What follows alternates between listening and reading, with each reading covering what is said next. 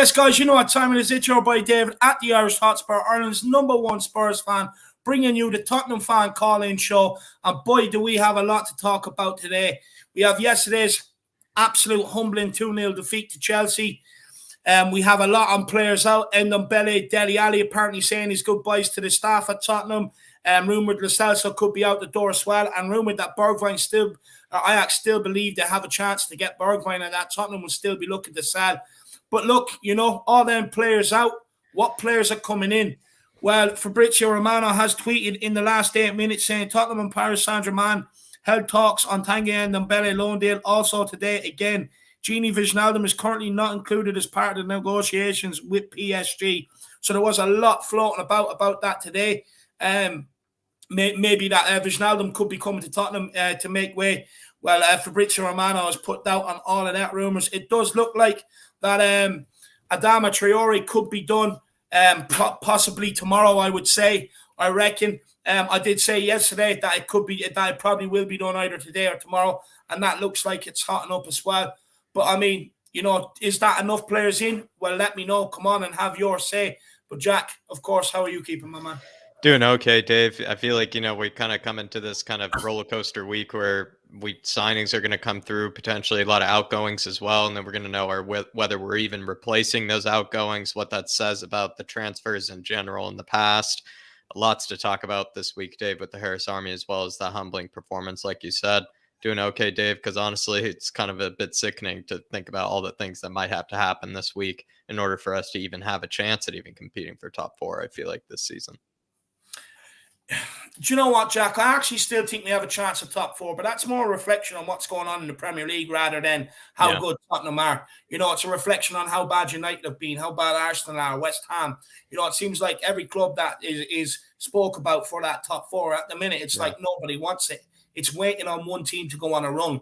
Can we go on a run? Yes. I mean, we've already proven that 8 games or 9 games unbeaten under Conte. We've proven that we can go on another run, but we still need bodies in. We still need bodies in here to help this situation. We need bodies if we want to be able to compete in the FA Cup as well. And ultimately, we need bodies to help this rebuild go forward. Jack, how many signings would you be happy with? I think the bare minimum 2 is what I'd be happy with. But I know we need 3 in order to really compete in the ways that you were saying, to really facilitate that sort of kind of run, to really facilitate that sort of competition in that 4th or 5th spot. I think you need 3 signings. 2 is what I would be, you know, like bare minimum, you know, kind of let them buy with. But I think 3 is what we need. 2 is what I'd be, you know, at the end of the day, I would kind of let them buy with that. But it has to be 2 at least. No, I definitely agree with you there. I think 2 at least for me. Look, I don't know what other fans out there think, but do let me know. I mean, I was on with your Tottenham TV this morning. I was saying I don't mind getting rid of Dele Alli, celso and Ndombele this window if possible. Purely because for me, they absolutely don't offer anything to this club anyway, regardless. You know, they're blocking under 23s coming through.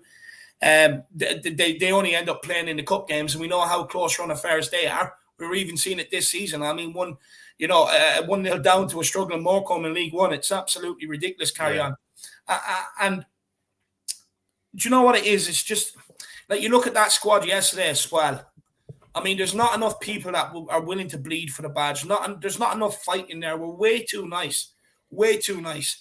We're not horrible enough. I mean, you look at Chelsea. Yes, they have technical players, but my God, did they get stuck in, defend each other, they do the dark arts. You look at Thiago Silva going down.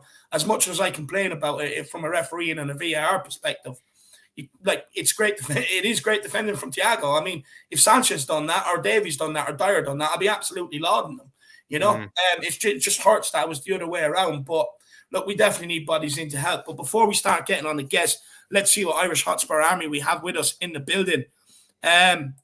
We have SFB or FSB Tim. We need Adama 100%, my man. Look, I know a lot of people don't rate this signing. And look, as much as his output isn't there, you also have to look. Since there was output there before Jimenez's injury at Wolves, you have to remember last season he was supplying to Fabio Silva. Wolves could barely score a goal. But one thing Adama will do is he will get us up the field in these bigger games. And if we can't pass through it like we've seen yesterday, well, he'll single-handedly do it. Yeah. So, I mean, after yesterday's showing, I would definitely take Adama Traore, and that's 100%. for sure. Zanuska Ramchunder says anyone who isn't adding to the squad needs to go.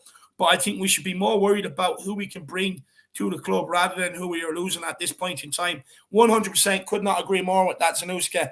I mean, look, Honestly, we have to be concerned about who's coming in. Of course we do. But again, I seen us linked with some guy from America today for, I forget what it was, like Colorado Rapids or something like that. I'm not sure. He's like a striker. I'm sitting there, I'm like, why are we bringing in someone like that? We need quality players in. We need quality players that are technically gifted, someone that can do the basics of football, controlling the ball, passing, moving about on the football pitch. We don't need any more of these players in. I mean, we already brought in a Brian Hill who's clearly one for the future. You know what I mean? But we don't need any more players like that in right now. We need bodies who can really come in. But saying that, Brian Hill still hasn't been given a proper chance. If he's given a proper chance, he'll definitely prove a lot more people wrong. Killian Kenny says, big up David Harris. I'm tuning in for the first time, for the first minute. No bothers, my man. Big yourself up. We also have Darren Herring. Evening, lads. With Kessie and Vlahovic whoring themselves around the European leagues. Why do you think who do you think we realistically have a chance at, Jack?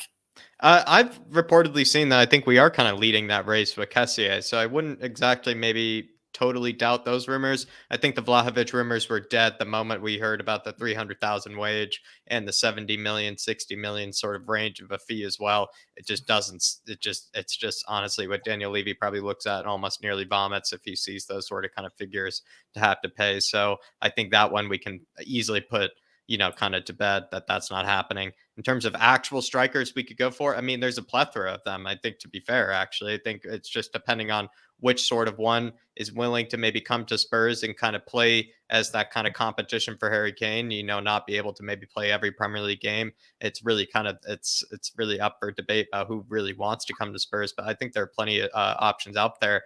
Reportedly, and it came from Matty Hayes today, Dave, that guy from Club Brugge, Charles de Kettelera, is like supposedly someone we're going to be bidding for in the summer. Maybe we just pursue it a bit harder, maybe in January window, and take them over here. They already are out of the Champions League, I believe. So that could be someone we could pursue, someone who I do know is actually really good. But I think they're actually a plethora of strikers who could kind of complement Harry Kane quite well, but also have like a lot of development to do, which is, I think, what you're going for.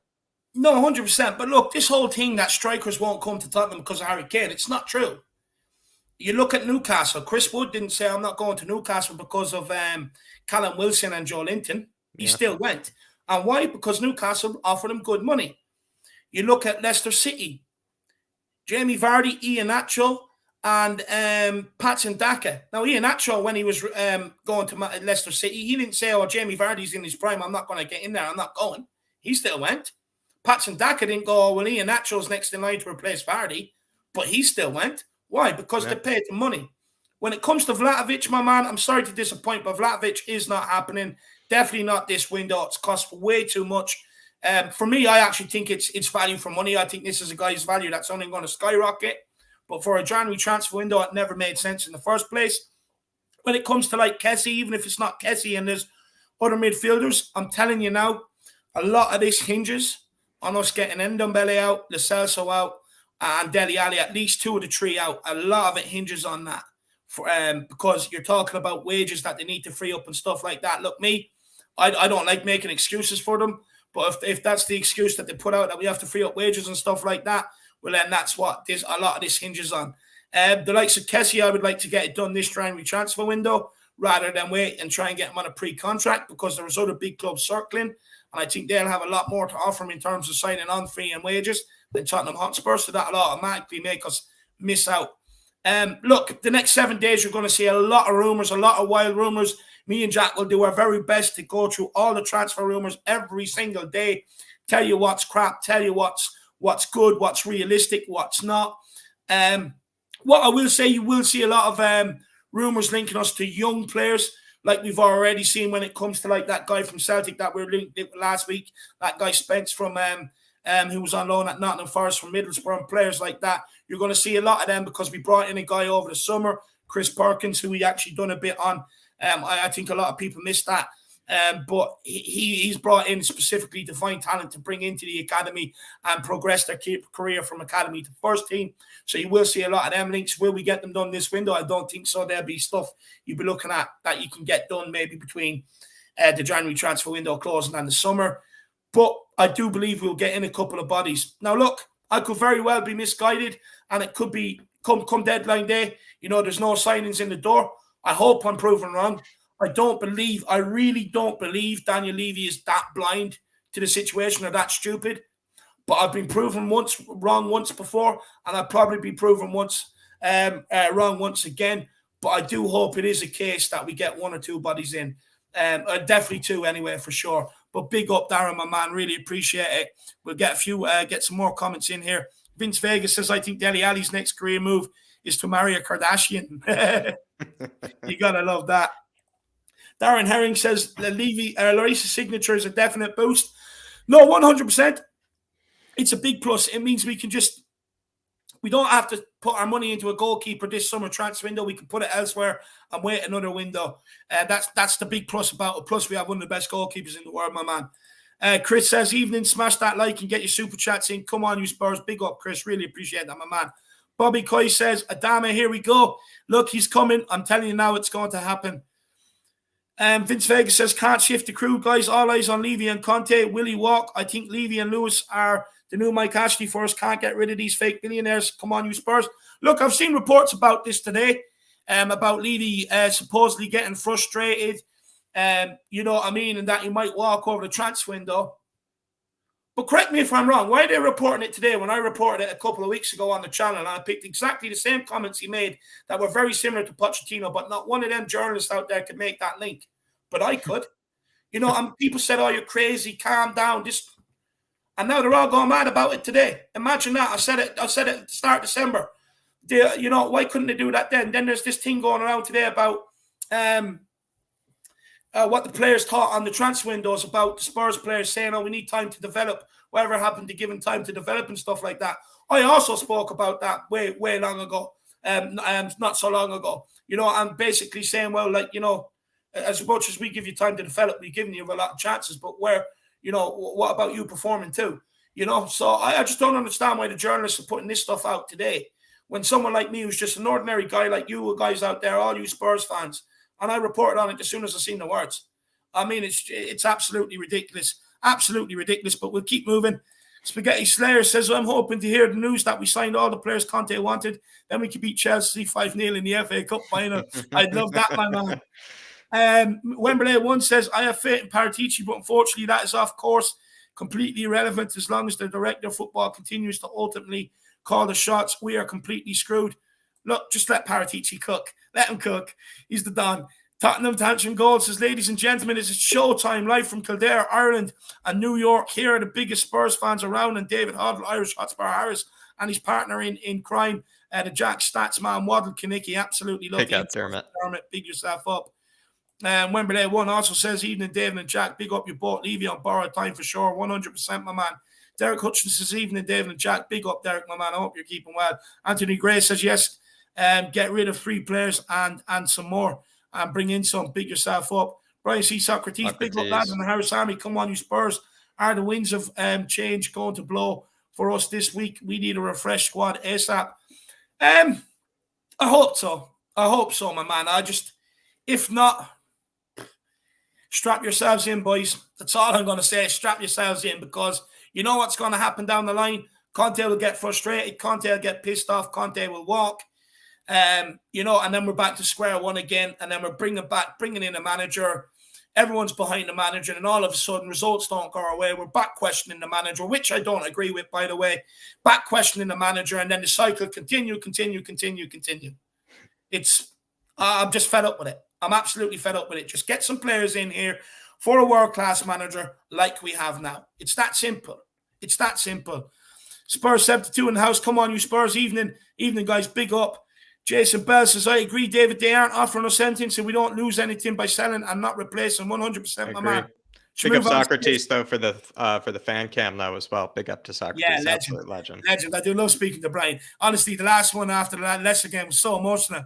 Big yourself up, my man. Brought memories back of me and the outline watching games together and stuff like that. Should move on. Spurs says, I would be angry if it's just Adama in this window with those other 3 losers out, jelly beans in. No, I'd be angry if it's just Adama as well, to be honest. It's definitely not enough, my man. On your bike, Scott says, big up, lads. Come on, you Spurs. Big up, my man. Ken, the long shot is in the house. Big up, lads. Come on, you Spurs. Big up, Ken, the long shot, and really appreciate the fan cam as well, my man. Yeah, absolutely. His cam, yeah, and a lot of debuts to the fan cams. Beautiful to see. Absolute legends of the chat. No, there is absolute legends.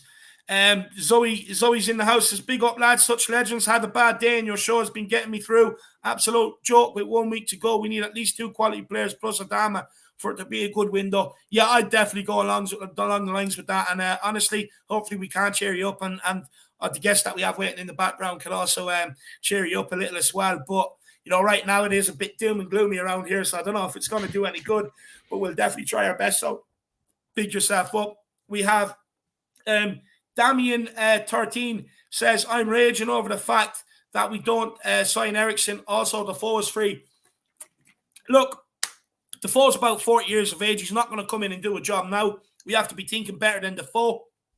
Christian Eriksen, as much as I love the guy, you can't remember the last year and how he left Tottenham. I know what's happened since, but what he done in his last year here at Tottenham was not good enough. He didn't want to be here in the first place. And we can't be replacing Christian Eriksen with Christian Eriksen. We have to move on at some point. Look, the guy has had a heart condition. There's no guarantee what way he's going to perform when he comes back in. Going to Brentford, the Brentford manager, I believe, has worked with him before. It's probably just a smart move for him. But I wouldn't be too worried about that at all, my man. Pass it to Zico. I love the name. We've been carrying crap players like Dele, Sanchez, Doherty, Ndombele, Celso, Davies, Winks. Who cares what skills Ndombele has got? If that's what we wanted, let's sign the F2 freestylers. Yeah, 100%. Absolutely 100%. I agree. Look, some of these players can have all the ability they want in the world. But like I keep saying, it's also up to them to be able to bring it out themselves and produce on the pitch. You can have every manager giving them every sort of team talk you want, doing everything that the player wants. But ultimately, what happens on the pitch, it comes down to them on the pitch. If they want to share responsibility, that's on them. I'm sick of carrying these deadweight players. THFC McGrath says, what creative midfielder should be signed? I'll be honest with you, I think it's more or less a deep line playmaker that we need. Yeah. But Jack, anything you want to say, THFC McGrath, maybe? They're like a creative midfielder is really, really tough to, I feel like, to sign in this moment in time. Kind of scratching my head as to what really is actually available. And I think that's what's kind of tough about the creative midfielders. Personally, I think a lot of the rumors about Kessié seem to be the truer by the day. So it's hard to know whether we would sign one right away. It seems like we're going after a few different kind of box-to-box midfielders. I think that's what you should take a look at. Weston McKennie, we should probably still take a look at. I really hope we didn't miss out on him. Kessié, it seems like, we're actually leading the race in. So it seems like we're kind of going for more of these box-to-box sort of kind of midfielders instead of creative midfielders. Yeah, 100%. But big up McGrath. Joel H, has even the lads managed to get tickets to the Wolves game? My man, I will be there. I booked my flights today. I have my tickets sorted. I will be there on the 13th. I'm flying in that day and flying home that night. Anyone that wants to meet me for a drink or anything like that, I will be up and around the ground. So simply, I'll let you know what pub I'm in. I'll put it on Twitter or whatever else, and then come and meet me for a pint if you so wish. I just cannot wait to get to the game. I'm going to warn everybody now. I will be committing a sin. I don't really want to spend money in the club shop, but my old lad's birthday is the day before, so I will be going in to buy him a present. Do not crucify me. I'm just letting you know now that I will be spending just a small bit in the club shop. But Joel H, I will be there, my man, and I cannot wait, lad. I cannot wait. Let's welcome a few more people in. Big up the Truth Sets of Freezy in the house. Paro Miguel Escobardo's also here.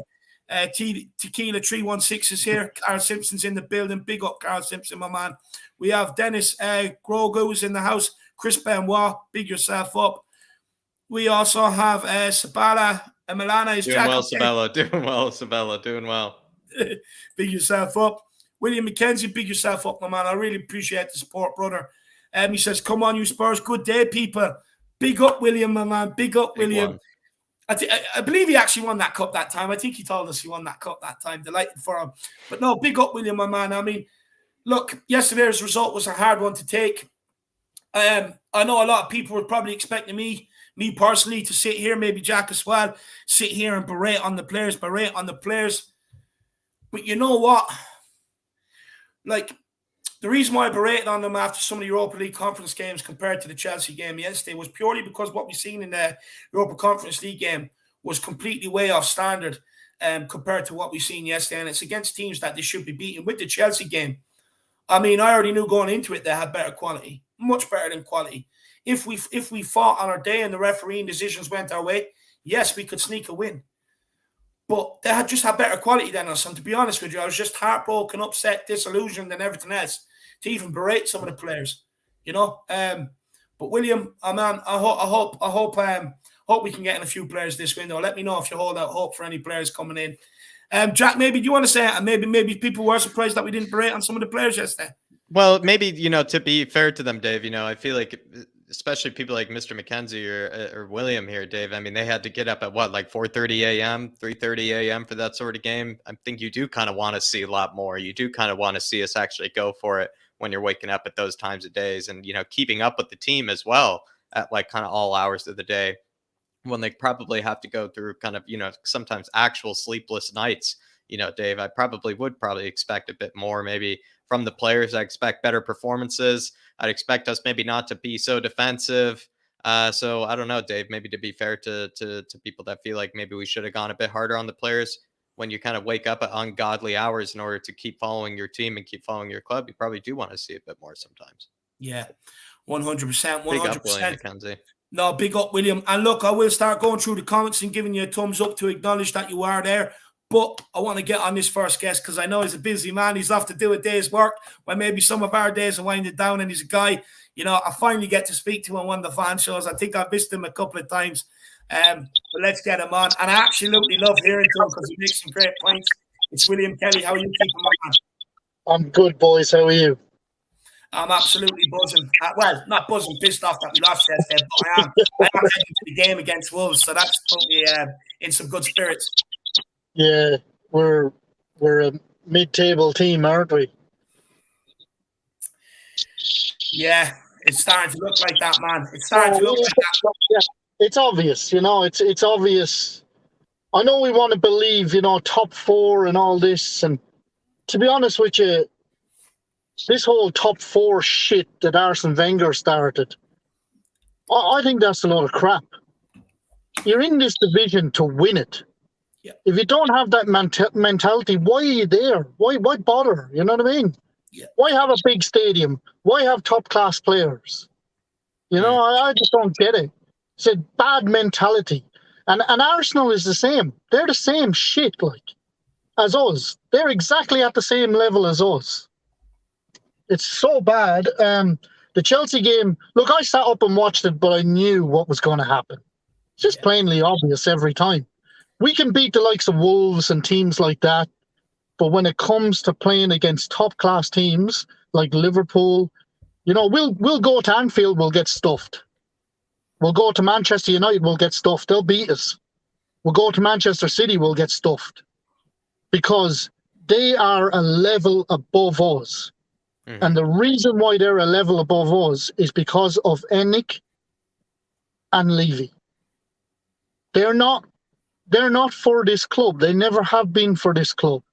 Yeah. They don't invest properly. They only invest when it suits them. When it suits them to make money out of it, basically. Mm. And that's it. That's basically what it boils down to. And that's why we're in such... it feels like we're back in the 90s again. In the club is going nowhere, you kind of feel like? Yeah, but the thing is, though, Jack and David, is that I think Levy's made a fatal mistake by hiring Antonio Conte. Because what he's done now is he's left himself in a position where... And I noticed on Sky Sports and stuff, and likes of Roy Keane and Jamie Redknapp, and they're all saying the same thing now. Levy, you've brought this guy in, you have to back him. So if he doesn't back Conte this time, all right, and which most of us know that he won't, I personally think he has to. I think they're in a position where they know the backlash is going to be so severe, and it isn't just going to come from the Tottenham fans. It's going to come from everyone and everywhere, all at once. And I think he's worried. That's why he ran away to the Bahamas to go to Joe Lewis. It was nothing to do with getting investment or anything like that. He's shitting himself. Mm. Yeah, And I but you don't kind of think think it was about it, if he him. signed another project manager, maybe William Kelly, we'd be kind of Yes. under that spell, Well, thinking that, it's still more of a process. It's not so easy. But when you sign somebody that's a born winner and has yes. been a proven track record as a winner, then that gives the fans the kind of assumption that we are actually going to win it. We are going to try to win something. And if Well, Levy that's why doesn't they back brought in them, Nuno, Jack. That's why they brought in Nuno. They were hoping that he would be that. yeah, They were hoping kind that, of they could bring in the stopgap. likes of players like Brian Gill, who, no disrespect to Brian Gill, he's just not ready for the Premiership, man. The Premiership is a tough league, and if you're not physically and mentally ready for that, it will chew you up and spit you out. Yeah. He needs to be sent away to like a championship team, a good championship team at the top of the table where he can get games and develop. Yeah. I'm sure he can be a good player, but what's the point in signing players like that when you've got a top class manager like Antonio Conte? Yeah. It doesn't make sense, But look, I guess, and Conte wasn't there at the time. We were signing those for Nuno, and then Nuno failed so dramatically that Levy has made this, kind of all of a sudden, kind of last minute sort of like, oh, I need to, quiet the fans. Antonio Conte is signed, and maybe Levy doesn't know what he's getting into by signing Antonio Conte. No, I don't think that Levy signed Antonio Conte. I think it was Paratici got him. I think Levy had nothing to do with that. He just signed the contract. He put his name to the contract. That's all. I think Levy had nothing to do with that whatsoever. Wow. That was Paratici. That was down to Paratici. And the thing is as well, yeah, like with the Nuno thing, it's like it was plainly obvious. They were trying to start this another project. See, he doesn't back managers. They never have, the club, And that's why we've got so many managers laid to waste. And that's why so many top players leave Tottenham. And it's why Harry Kane wanted to leave. You can't blame these players. They can see what's going on inside the club, what we can't see. But they can see it. They're not silly.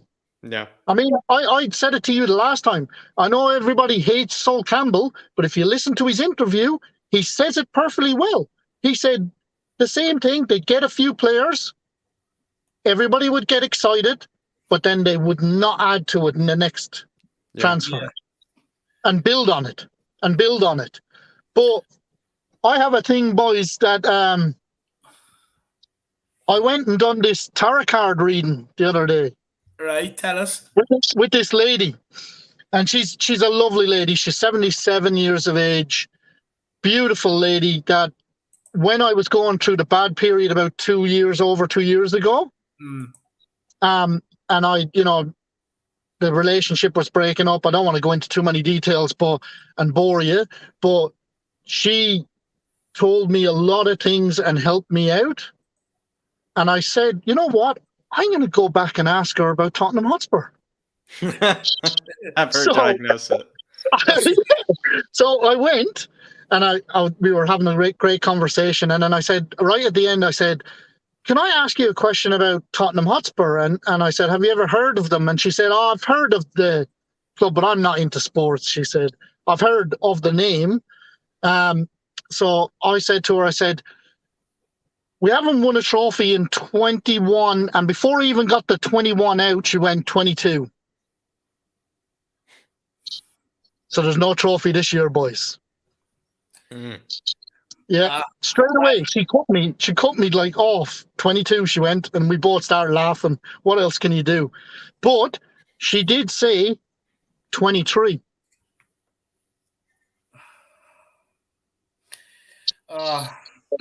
Don't do it to me, William. You're No, Davey, it gets better. It gets better. I honestly, and she's always, anything she's ever told me, I swear to God, boys, it all happened. Every bit of it. She's amazing, this lady. I couldn't believe it when I stumbled upon her. And I've been to some dodgy bastards, you know what I mean? And you can tell them straight away. But this lady isn't that, mate, honestly. And then I asked her, the owners of this club, I said, are they about this club or are they just out for themselves? and she said they are totally out for themselves. They only it's only about money for them. They'll invest when it suits them, and they make a lot of money out of it. Yeah. She said, and then I asked her, when do they leave? When do we get rid of these people? And she said, within 3 to 4 years, they will go. The club will get bought out, but the negotiations, and I laughed at this, she said, the negotiations will be dragged out and dragged out and dragged out. And I just said to myself, fucking typical Levy. Yeah. But they will be gone in 3 to 4 years. Now, this is the best one, the last one. The piece de la resistance is the last piece. I asked her about, I didn't say his name. I just said the manager of the team. I said, what's going to happen with him? And she paused and she said, he will outlast the owners of this club. Whoa. Come on. Now, I tell you, Conte takes down Levy. if we get a takeover, I'm flying over to Australia and I'm going to meet her myself, honestly. If that's the case. But come here, William. What do you think will happen with this transfer window realistically, and what would you be happy with? Because look, I know you have your thoughts on Levy, and quite rightly so. I mean, look, I probably think along the same lines as you.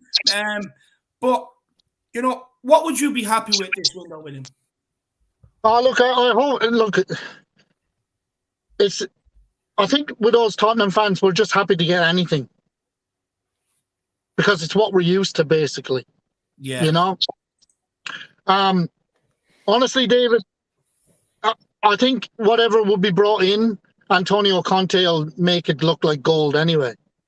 He's just class. Like, he is. He's a seriously good manager. Yeah. Adama Traore, he'll make him into a real star. Definitely. He'll terrorize the Premiership, man. I love that, lad. I love that. You're speaking my language now. Yeah, he will. Oh, definitely. The way Conte will get him playing, you wait and see. And did you see his goal that got disallowed? Like, that was a brilliant goal, man. Yeah. You know, he's like, honestly, if he works on him, which he will, like, look what he's done with the likes of Sanchez and Davies and Winks. You know, Well, whoever Winks would come back into this team. Let's not get ahead of ourselves with these guys. We still need to be buying players in their position if we want to go. Honestly, I agree 100% with everything that you say. Honestly, I do. They are average players at best, but they are not Conte's players. Yes, let's always remember that. Okay, they're not his players. He's doing the best he can with these players. Now, he has got more out of these players than anyone else has. Yeah. So you got to look at it that way. You know what I mean? Yeah, no. And then the other thing I wanted to just say was, you've played football before, you know? If I was playing against Chelsea the other night, and I'm not saying I'm any great fucking superstar or anything like that, if I seen Antonio or that Rudiger smiling like that, I'd have fucking grabbed him by the throat and sent a message. Even if I got sent off, I wouldn't give a fuck. But I'd be letting him know, you fucking gonna laugh at us? Let's see how it goes for you. Yeah. That is bullshit that they let themselves get walked over like that.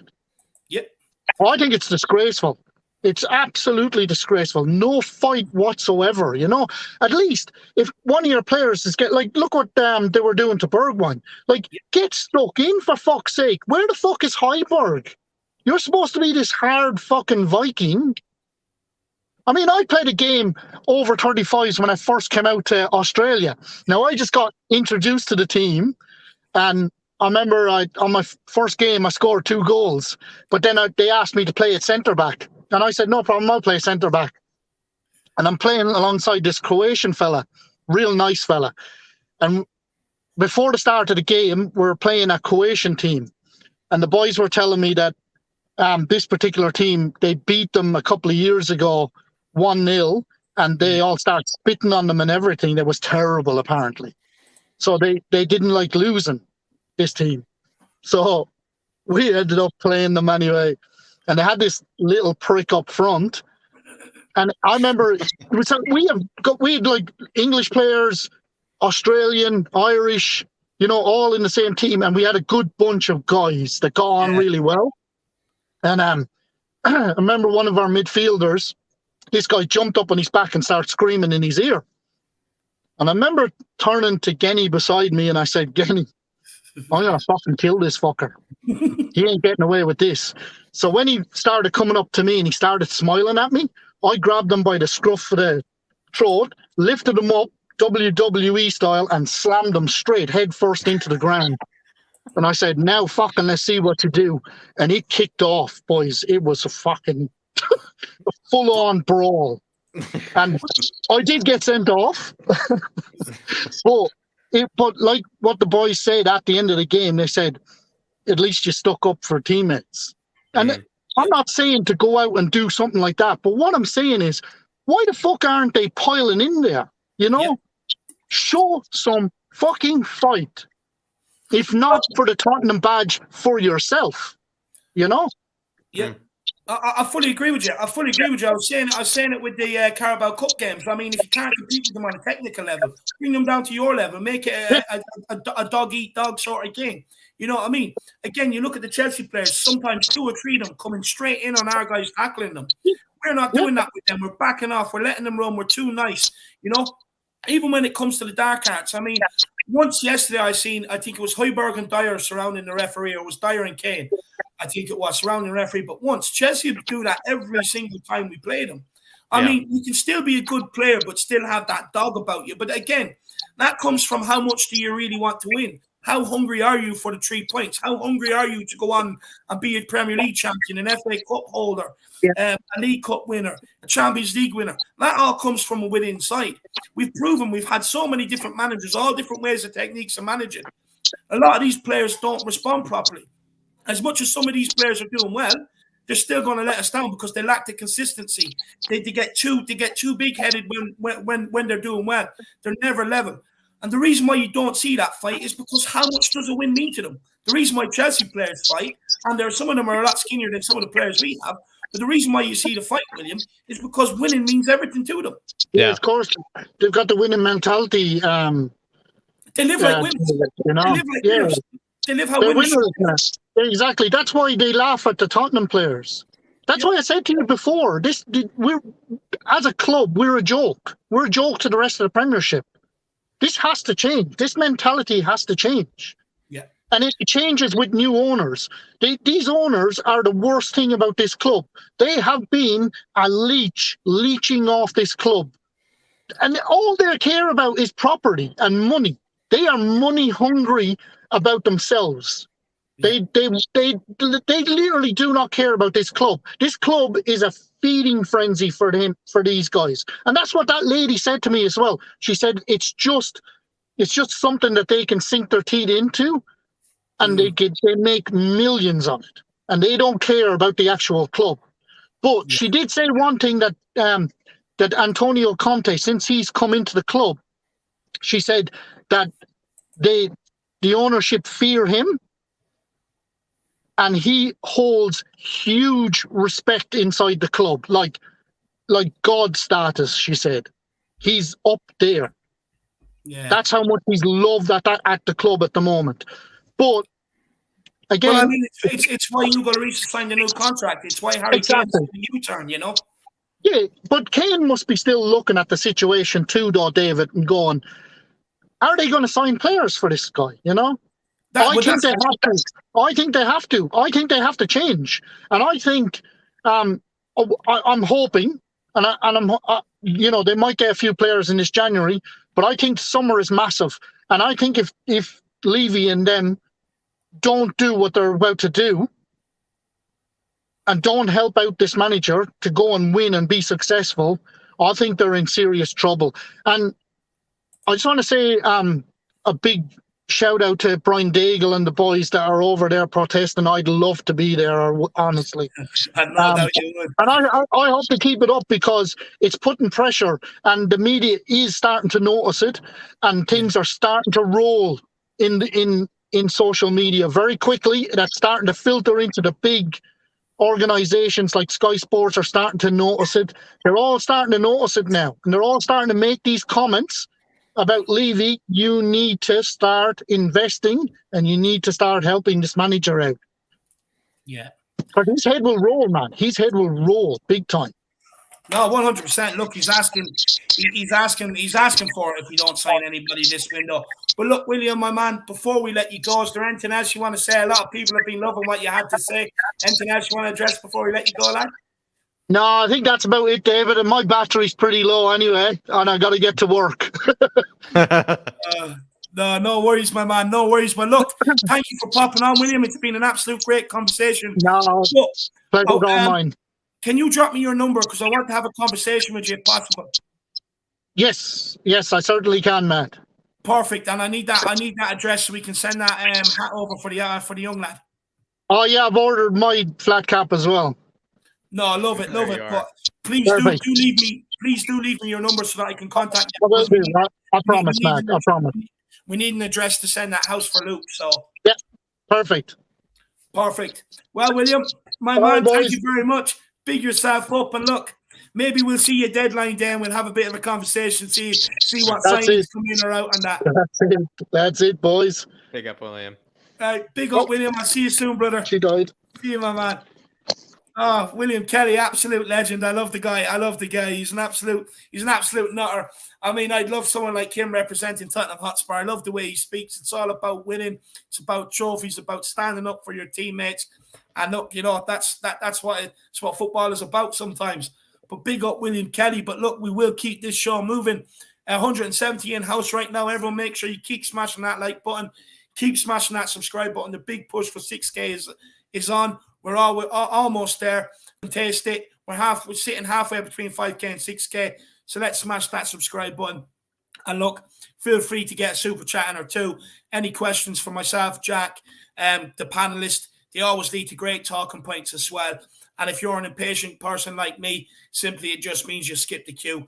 And also, it just supports me and Jack on the YouTube journey, and it can't be done without you guys.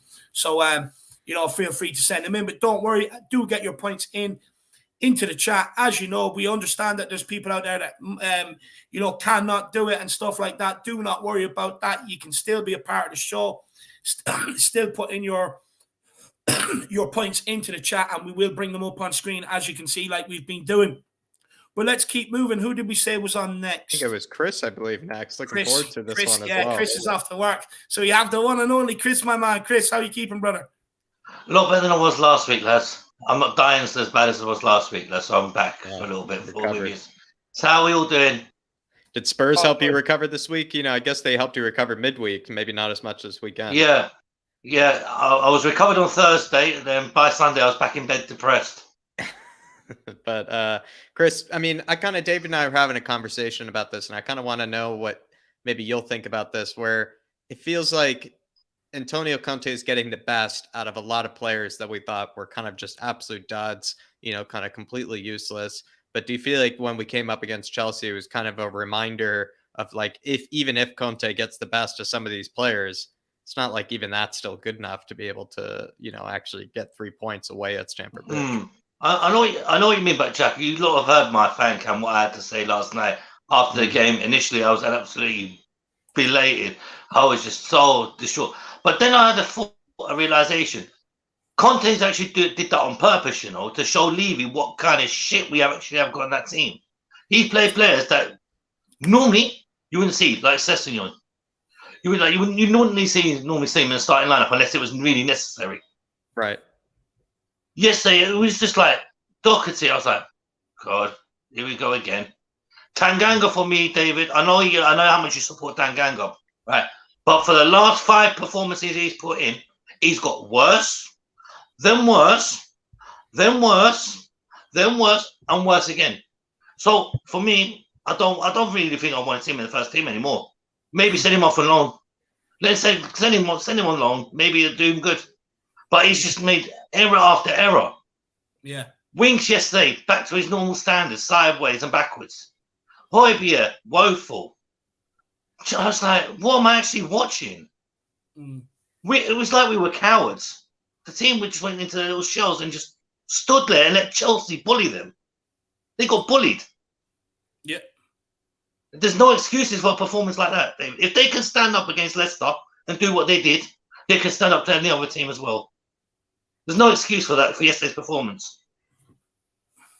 Do you feel like they got bullied in like the second half, or do you feel like it? Because it feels like in the first half, Chris. Jack, look, everybody's complaining about the goal that should have been, which wasn't. Okay, we have to accept that. VAR screwed us over. We have to accept that and move on. There's no excuse for that second half performance. Not at all. Okay, we got wrong by one decision. That shouldn't have affected the second half. Yeah. Know what you mean. No, that's fair. Moondog says, evening, David and Jack. Big up, Moondog. I hope you're keeping well, my man. I hope you're keeping well. Chris, I heard you say Conte got it wrong yesterday. I'm just a bit curious on that. Why do you think? To me, it's like you left Lucas on the bench, right? Now, Lucas, okay, yes, sometimes he can be a bit of a, how do I describe this? Like a headless chicken where he's running around in circles, but at least he's giving a bit of pace, a bit of. Sessegnon didn't do nothing for me yesterday at all. Did absolutely jack shit. Yeah. We needed somebody. Sessegnon though. Yeah, but see, Region apparently is half fit, so that's why he had to leave him on the bench. Yeah. But say some of the bringing Hill on in the 88th minute. What was the point? The game was done by then. The game was already done. The players' heads were down after the second goal winning. Okay, that foul for the second goal. I thought Paul Tierney is an absolutely joke and a Chelsea supporter because there was no way a foul. No, never in a million years. Dyer didn't touch him. It was not a foul, but we had to accept it. Yeah, again, our defending let us down. But do you think it was decisions? It was decisions made. It was just ridiculous. But you can't blame Conte for that, though. Do you think we lacked fight, though, Chris? Because I do. We went 2-0 down. We were still trying to go and get that second. It's just our passing wasn't good enough. David, I just thought the whole game we just didn't deserve anything from it. We were just letting them bully us off the ball, just letting them do what they want to us, man. It was not what we wanted to see. Normally, you saw how we did it against Leicester, high press on them. As soon as Leicester had the ball, we were on them. We sat back off Chelsea. We sat back off them. Why? For what reason? This is what makes me say. Against Chelsea, we were cowards. We've done it in the League Cup, and now we've done it again in the Premiership. But Chris, he's lined up the way he did against Leicester, against Chelsea already this season. It didn't work. Yeah, but the lineup, he played against Chelsea. Keep persisting with the same formation that doesn't work against a team or try something different. Yeah, but David, at the same time, that lineup he put against Leicester worked. Yeah, but that's worked against Leicester. Chelsea and Leicester are two complete teams. Yeah, but David, with that 3-5-3 that he played against Leicester could have worked against Chelsea. Because their midfield, that's what they have, Mount and Ziyech. I'm sorry, but when you got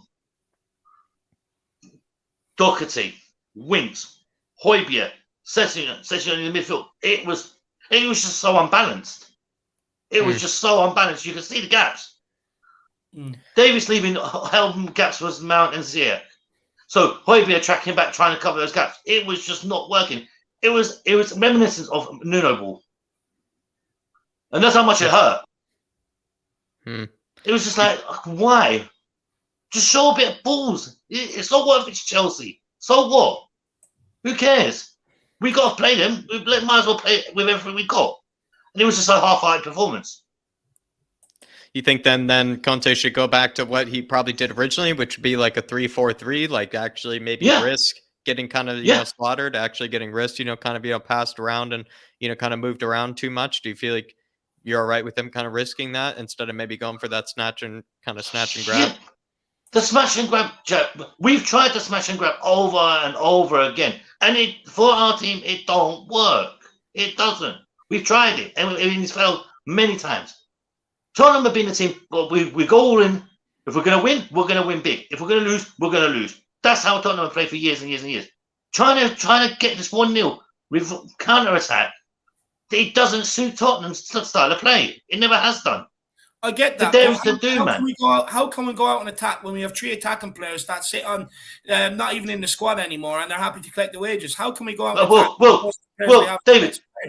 Well, the celso can disappear. I can't stand the guy. I don't know why we ever signed him. Tanguy and Fatburger can go to PSG. I don't care.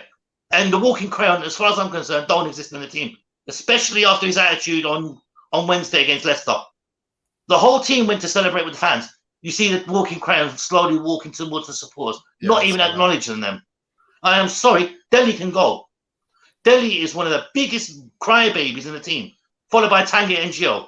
I don't give a toss about them three. They can leave. We need them gone. And now I've seen reports that we signed Adama. About time. About time we've done it. You should have done it 3 weeks ago.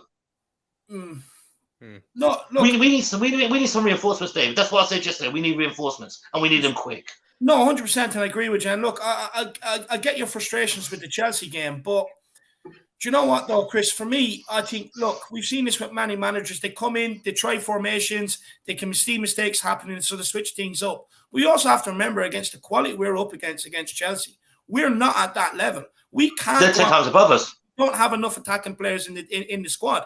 We can all sit here and talk about Lucas Moura, but Lucas Moura was absolutely crap against Leicester, done absolutely nothing. He was anonymous. He came on yesterday and done absolutely nothing. The reason why he started Doherty and Sessegnon was to to double up with the fullbacks to stop their wingers from creating.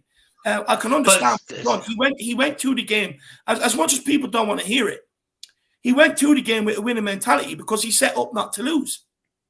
I'm going to Chelsea. I get that, David. Hold on.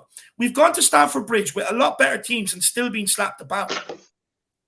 You know, we can't criticize Conte for this. He's only working with what he has. David, I'm not saying that he did wrong by yesterday, but that's why yesterday I was questioning whether it's the actual shit that we've got in the team or the management. And it comes down to it. It's the same players. This is the same players we've got.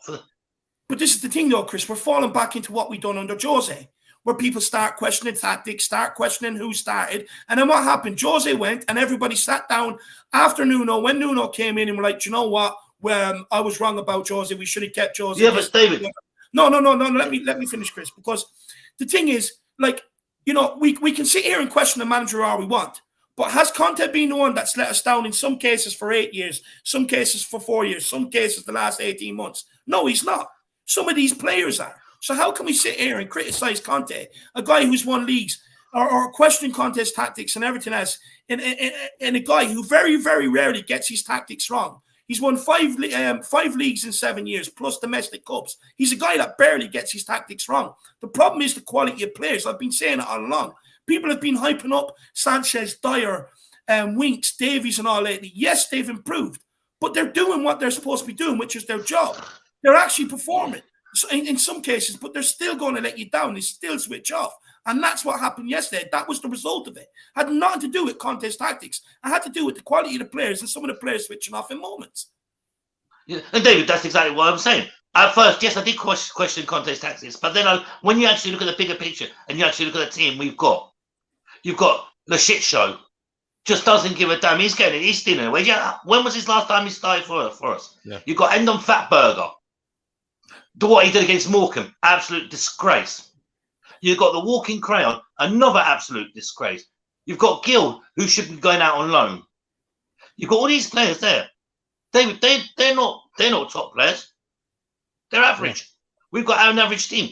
And do you know what? I was saying, yeah, we could get top 4 after Leicester performance. But after seeing that performance against Chelsea, nah, I don't think we can. We'll be lucky to make top 7. And that's my honest opinion. I love Tottenham. You know I do, David. I don't want to disrespect the team. But the way yesterday's game opened my eyes a lot more. What we have got and what we need is Levy to pull his checkbook out and say, we need these players and we need them now. We can't wait. We can't afford to wait till the summer when players are coming up to their contract ending.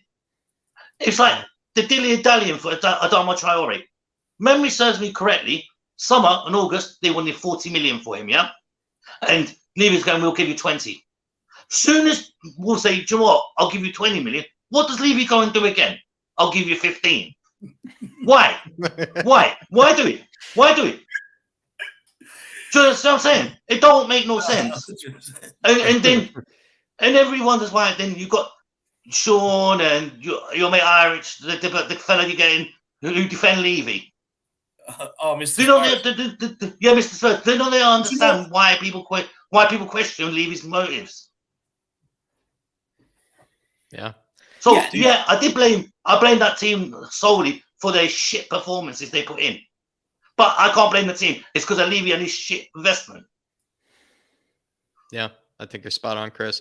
I was just going to say quickly, Chris, do you feel like maybe, I think at first we do kind of question sometimes what happens, or like it's hard sometimes not to question what Conte maybe picks, but then you kind of think about it, it's like we're expecting him to perform not only miracles with players we all knew weren't good enough in order to wear the shirt. Yeah, but then as well, we're expecting him then to pull off these sort of miracles at Stamford Bridge and whatnot. And you kind of think to yourself, it's like we should only really start criticizing him when he actually has the right players to work with, the perfect players for him to work with. And then we can see, okay, I mean, how did he get it wrong? He has all the players he wants in order to get it right. But in his case, he doesn't. He has no players to work with in order to actually get it right. So when he does, eventually he'll get it wrong every once in a while.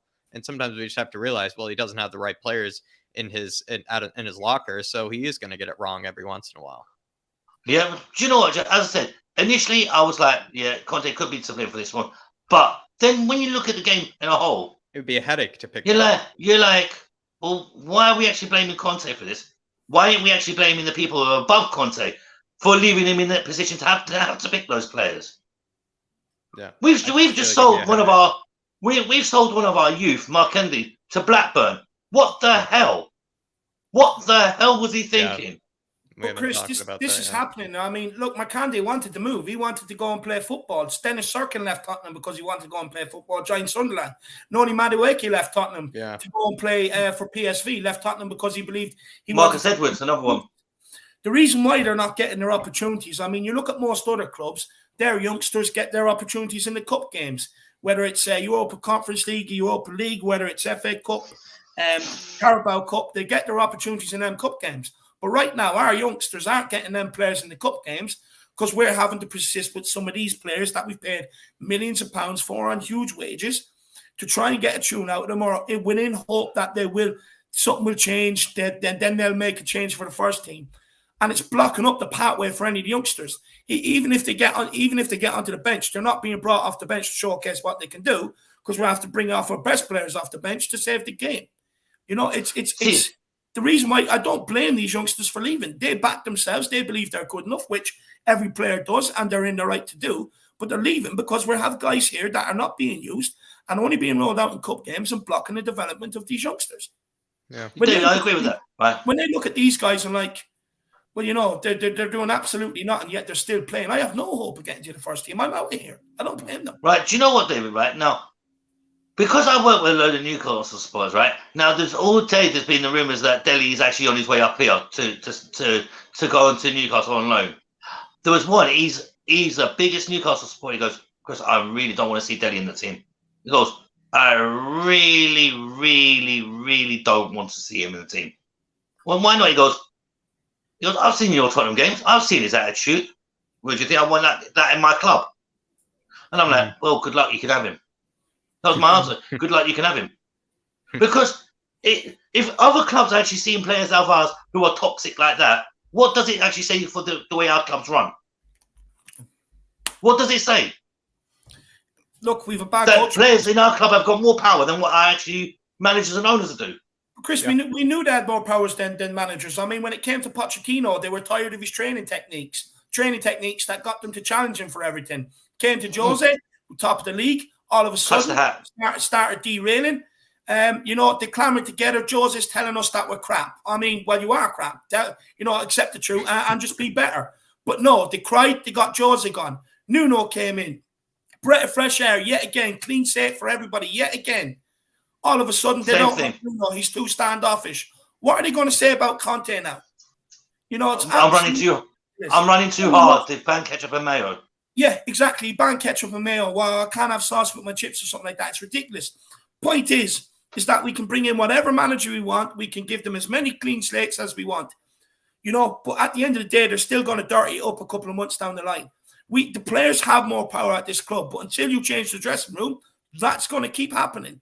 Until but Dave, this is why my friends my Newcastle support friends, they say they really do not want Dele Alli. They really. do not want him. They go, look at him for the last 3 years, the way he's treated your club. He goes, we may be beating the bottom of the league, but I'd rather go down and not have a player like that. Yeah. Yeah. And that says a lot, because then he could actually realistically help them to get out of the relegation battle. Yeah. But for somebody to say, oh, we don't want him, there must be a reason why. Yeah. I think you're right. Yeah, well, I mean, look, that's why we should have offloaded him sooner. You know, Yeah, we should have done. That's why I've been saying it for the last 2 years. I mean, you can keep a player at the club that doesn't want to be here, that doesn't want to play, but you know, coming for you're only going to damage the amount of clubs you can sell into. I've been saying this for a while about this guy, but so many people want to give him another chance, and this is why I get fed up. Look, I get what he's done for the club. Credit to the guy. Thank you very much. But my God, it doesn't give you. What's he done for 3 years? It doesn't give you that much grace with me. What I want here is just a bunch of players that want the same thing, which is to win. You know, which will live like winners. Don't sit there and say I want to win, but make excuses. Oh, it's the management, it's the training, it's this, it's that. Fuck me. I'm fed up with it. This is why I stopped defending Tanga and Ndombele. This is why I stopped defending him. After all the opportunities he had under Poch, then he went under Jose and it didn't work out. Then Jose brought him back in, and Nuno gave him his chance as well. Conte gave him his chance, and he done the same thing under 4 managers. Now, I'm sorry, if after 4 managers you cannot perform, there's issues. It's obviously not the manager, it's the player himself. And people will still want to defend Tanguy. Oh, but he's got lots of skill. What's his skill got to do with it if he ain't performing? Yeah, 100%. 100%. I'm sick of David. I'm sick of even the excuses for these players. Really, I am. Same here, and that's why you'll never hear me. That's why you'll never hear me criticize the manager as long as this. And do you know what, David? It's the other thing is Gio Lo Celso. Oh, but you know what? He done brilliantly in the American Cup. Yeah. So what? So what? So what have he done in the Competition Libertadores? So what have he done well in that? So what? What's he done for Tottenham? Jack shit. No, that's what I've been saying. That's what I've been saying to people. I'm a Tottenham fan. Couldn't care what he does with Argentina. Couldn't care what Doherty does with Ireland, which may I add is not very much. Couldn't care what they do elsewhere. I care what they do at Tottenham. You're not performing, you're gone. It's that simple. I don't. You know, life is quick. Premier League years roll in quick and roll out quick. You know, Tottenham is our football is a ruthless business. So let's apply that to our club. See, the saving grace is for me is Lurie signed another 2 years, so we don't have to put up with Galini. Yeah, that's a saving grace. Well, that's a saving grace. No more Paris Galini. He signed because of Conte. Let's not get that mistaken. Before Conte came in, he had no hesitation to leave. He was never going to sign a new contract. Yeah, but David, as I say, it's a saving grace that he signed that 2 years because we would have ended up with somebody like Galini, and I don't think I could have stomached it. Yeah, no, 100%. Well, look, but Chris. See, the one thing I will say, even though those players, the squad players, are actually useless, they actually sort of show they actually cared. Because when we beat Leicester on Wednesday, you see them all rush out to celebrate with Conte. There was one player that didn't. There was one that did not do it, and that was the walking crayon, Dele Alli. Did not even come out to celebrate with the rest. Gill came out, Galini came out, Reguilon came out, Sessegnon, Winks, the whole lot came out to celebrate. The walking crayon didn't. That proves how much he has disregard for this club. I know. Look, do you know what? Fair play to some of them players for caring. But, I mean, the consistency is still going to let the manager down at the end of the day. Yeah, exactly. But the consistency is there. But at least they actually have a little bit of heart towards the badge, a bit of heart towards the club. Yeah, you know what? This is the walking crayon, he can, well. But Chris, this was still my problem. I never, not once did I say that the likes of a Davies doesn't care, or a Dyer doesn't care, or a Winks doesn't care. But they're just not good enough. Yeah, I agree. They're not good enough. They still have to be good enough too. But see, Dyer, I gave him his wild card yesterday because of how long he's been out with his injury since New Year's. So I'll give him his due. He was his first game back. But that's it. He needs to start pulling up his socks again and start getting back to his defensive duties. Well, and we desperately need Romero back as well. Yeah, no, 100%, 100%. But look, Chris, we've got other guests there, so thank you very much for coming on, and we'll see you again soon, my man. See you. Come on, you Spurs. Come on, you Spurs. Lots of good Absolutely truths. love Lots it. of good home truths from Chris there. Honestly, as always, Dave kind of flies by with Chris as per usual, but lots of good home truths that were spoken, I would say. Yeah, no, 100%. I love Chris. Moondog, but with the super chat, big up, my man. Really appreciate the support. Says it don't matter what formation we play, the players are just not good enough, plain and simple. No, look, Moondog, I thought that was obvious after, Pochettino, Jose Mourinho, Nuno, Ryan Mason, and now Conte. I thought it was obvious it doesn't matter what formation and stuff, that some of these players, they're just either not good enough, and in the other case, some of them just don't care and don't want to be good enough. Yeah. Yeah, the ones, Moondog, that have been consistently below average or consistently shit over practically 4 different types of systems, 4 different managers, 4 different styles of play, 4 different kind of philosophies, and yet they can't figure themselves out or find some sort of patch of form or consistency under any of those 4 managers, the ones that have been around for that still aren't performing. I don't know why we still try to hold out for them. I don't know why we still hold optimism for them or, the potential of them coming good. It just doesn't make sense. I mean, they've had too many opportunities. No, absolutely, 100%, Jack. Absolutely spot on. But look, we'll keep this moving. We've got the one and only. He comes all the way from County Wexford. He absolutely hates Levy. Let's get him on and listen to what he has to say. It's our man all the way from Tottenham, Thatcham Gold. It's Dermot. Dermot, my man, how are you keeping, brother? Not too bad. How are you two lads, Stephen? And hi to everyone in the Harris Army. Right, let's get down to it. Right. Yeah. Levy, I said it last night, Levy couldn't run a brothel. If you put him in charge of a brothel, right, he couldn't even do that right. The man is an idiot. Okay? And big up William Kelly for what he said, because he spoke the truth. Fair play to him. This club has been dead since 1991. Now, as much as Sugar saved our club, he brought in them parasites. No, excuse me for saying that word. They've been a cancer in our club since 1991. And it's not my club anymore. We're a franchise. You look at Tottenham Hotspur, you think of NFL. You think of concerts. You think of boxing. You think of everything else but what it's supposed to be. Football.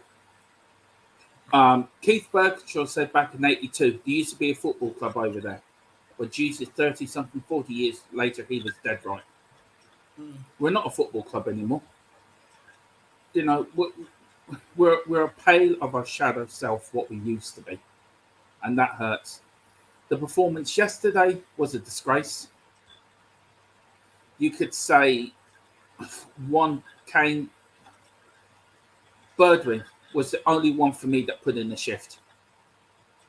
I mean, I've been the biggest supporter of Holberg and Kane. I mean, I've backed them up when other people have slagged them off. They let us down yesterday. Thought Kane. Do you not think Kane done a lot more than Bergwijn to affect the game, though, Dermot? Yeah, but he was being marked out of it too. That was another thing. I mean, the goal should have stood. How that was not given as a goal is beyond me. And that shows how corrupt VAR. And that referee.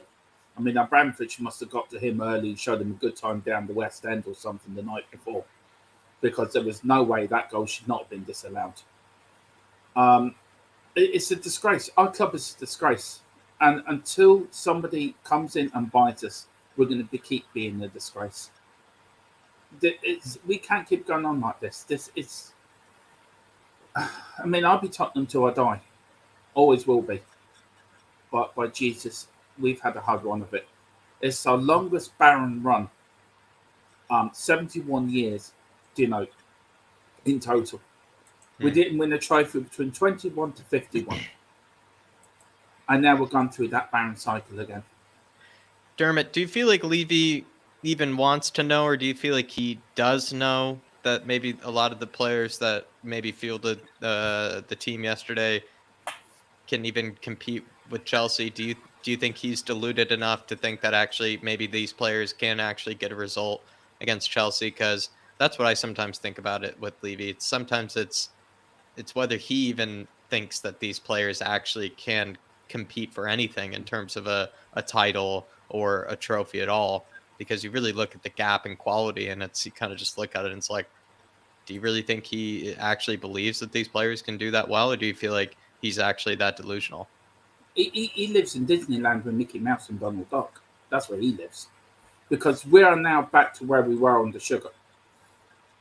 We're now fast becoming a mid-table club again. We might have a good run in the FA Cup or a good run in the FA Cup. You take Kane, you take Luis out and Romero out of the team, what you're left with? Bang average players. Do you know, we're fast becoming that mid-table, and that's not Tottenham Hotspur.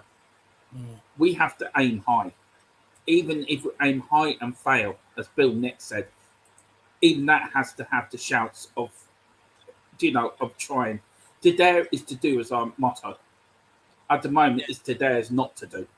Dermot, let me ask you a question. What would you say, and look, these aren't my thoughts, but I've heard this being bandied about a bit. What would you say to people that say, Tottenham aren't progressing? That we have progressed from where they were, from where they started following the club from a little boy, and that things aren't, as bad as we think they are. Progress from where? One trophy in 20 years. We're Tottenham Hotspur. We're not a little Midland club. We're not a little small club. Okay, it's easy to progress from nearly being bankrupt to now. You can look at that and say, oh, great, we've progressed. We've got a big stadium. Brilliant. But what goes on in the stadium, it should be on about. We've got nothing to show for it. We have sod all to show for it. And all these people that think, oh, we've done this and Levy's done brilliant. Yeah, if they care about a stadium and franchises and everything, well, fair play to them. And that's their opinion. I respect their opinion. I've supported Tottenham for 41 years. I've seen us win trophies. I've seen us pick up a UEFA Cup, 2 FA Cups. In the 80s, we reached 3 FA Cup finals. And we reached a European UEFA Cup final. 91, we reached another FA Cup final. Dermot, what would you say? Because this is another one I've heard, that the trophies shouldn't be the measure of success. What would you say to that? Because I get what they're saying. Of terms, if you're looking at like Sean brought up a good stat on how many, of these clubs in England have actually shared the trophies out over the last 10 years or 20 years, what it was that Sean done. It was a great stat. But look, what would you say to people that say trophies isn't the measure of success? It's their opinion, but it's... Excuse me for what I'm about to say, but it's bullshit. Say what's in your mind, man. It's bullshit. Utter bullshit. Would you rather see... Do they go to bed at night thinking, brilliant, this season we've got a better bank balance, we've done the spreadsheets better? Or do they want to think, great, we had a great day out of Wembley, we've won an FA Cup? Look at Man United. For 26 years, and I hate Man United, but you got to admire them. Every year, even the great Liverpool sides of the 70s and 80s, the Man United sides of the late 90s and the 2000s, always rebuilt the teams. The great Spurs sides of the 60s. Always success leads to success leads to success. And all these fans that think having a big stadium and having so much money to spend and not winning a trophy, if that's what gets them going, well, fair play to them. But it's not for me. I'm sorry. I love that answer. I think even as well, Dermot, imagine like trying to pass on maybe, like you want to tell your grandson or whoever it is, to be a Spurs fan. Imagine if all you grew up with was Levy, and you kind of think about it, it's like, he's like, what do you really have to pass on in terms of actual pride of, an actual team when you think about it? It seems like, younger fans more and more, they have to go back in time in order to really figure out what Spurs really were all about. Because all they know really to a degree is Levy, kind of like myself. Yeah, think of this, right, in the future, right? We're all bringing our grandchildren, right? Hopefully we all have grandchildren when we're old, right? And we're outside the Tottenham Stadium, and Dave was saying to his, and Jack was saying to his, and hopefully I'll be saying to mine, that is Tottenham Hotspur. Look at it. We had a great stadium, and that's all she wrote. And they were looking at us thinking, fact that I'm going to support some other team that actually is going to win trophies. Yeah. And you'd be standing there, right, 3 of us, like a couple of stooges, right, thinking, why? Tottenham Hotspur is to dares to do. It's to win trophies. The FA Cup was ours in the 80s. every decade we won a trophy, 2 or 3 trophies a decade. Yeah. We don't win nothing now because Levy's too much of a tight ass. Tighter than a duck's arse, that's for sure, my man. Not that I know how tight it is, but that's the expression. I've seen tight people in my time, and Levy takes it to another level. Believe me. Paul Van Ben says, "I support Levy. One day we will erect a statue of him." And by the way, he's actually serious. He's not even messing. Right. Okay. Well, if you want we'll to erect a statue of Levy before Bill Nick. Exactly. I mean, all right, you can have your statue of Levy, but can I chuck something at it first? Now, when it's up there, I'm gonna paint it black. I put a big red dot in the middle of it. We can chuck stuff at it. I'm gonna sell tickets. Who hits the bullseye gets a tenner. But I understand I understand his opinion. All right, I get it, but it's not. I respect his opinion, but I don't agree with it. But I respect it. Yeah, no, 100%. Look, I respect everyone's opinion. That's why we let so many fans come on. I mean, we're not shut down to opinions or anything like that. No. What I do want to ask you though, Paul, is look, are you happy with where we were competing for everything to where we are now? Are you happy with some of the lack of quality signings coming into the club? And I'm not having a go. I genuinely just want to know, my man. Genuinely just want to know. So do let me know. But Paul, if a statue of Levy gets up there before like Bill Nick or Jimmy Greaves or someone like that, honestly, he's asking for trouble. But I think you'd be waiting a while for that statue though, Paul. But do you know what, Paul? Let me know what you think Levy has done good as well. I'd be interested to hear. I mean, look, we can't deny, from a business aspect, there's a lot of good things there to pick from. But as from a football aspect, it's not there. But Paul, let me know, what you think Levy does well, man. Let me know. But Dermot, players that are potentially leaving, Ndombele, celso, Dele Alli, all three potentially supposedly leaving in the next few days. What's your thoughts on that? Please, I'll get a car now and drive them to wherever they want to go. Now, to be serious, I think the time's run out now. The time's now. Dele is an absolute disgrace. If that man is not fined by the club for what he done yesterday, then there's something seriously wrong. Mr. Burger King, well, I'm glad he's training on his own. Maybe he doesn't even bother training. Who knows? The celso, I think he's a spoiled brat. Doesn't get his own way, throws his toys out the pram. We've had one or two great Argentinians play for our club in our history.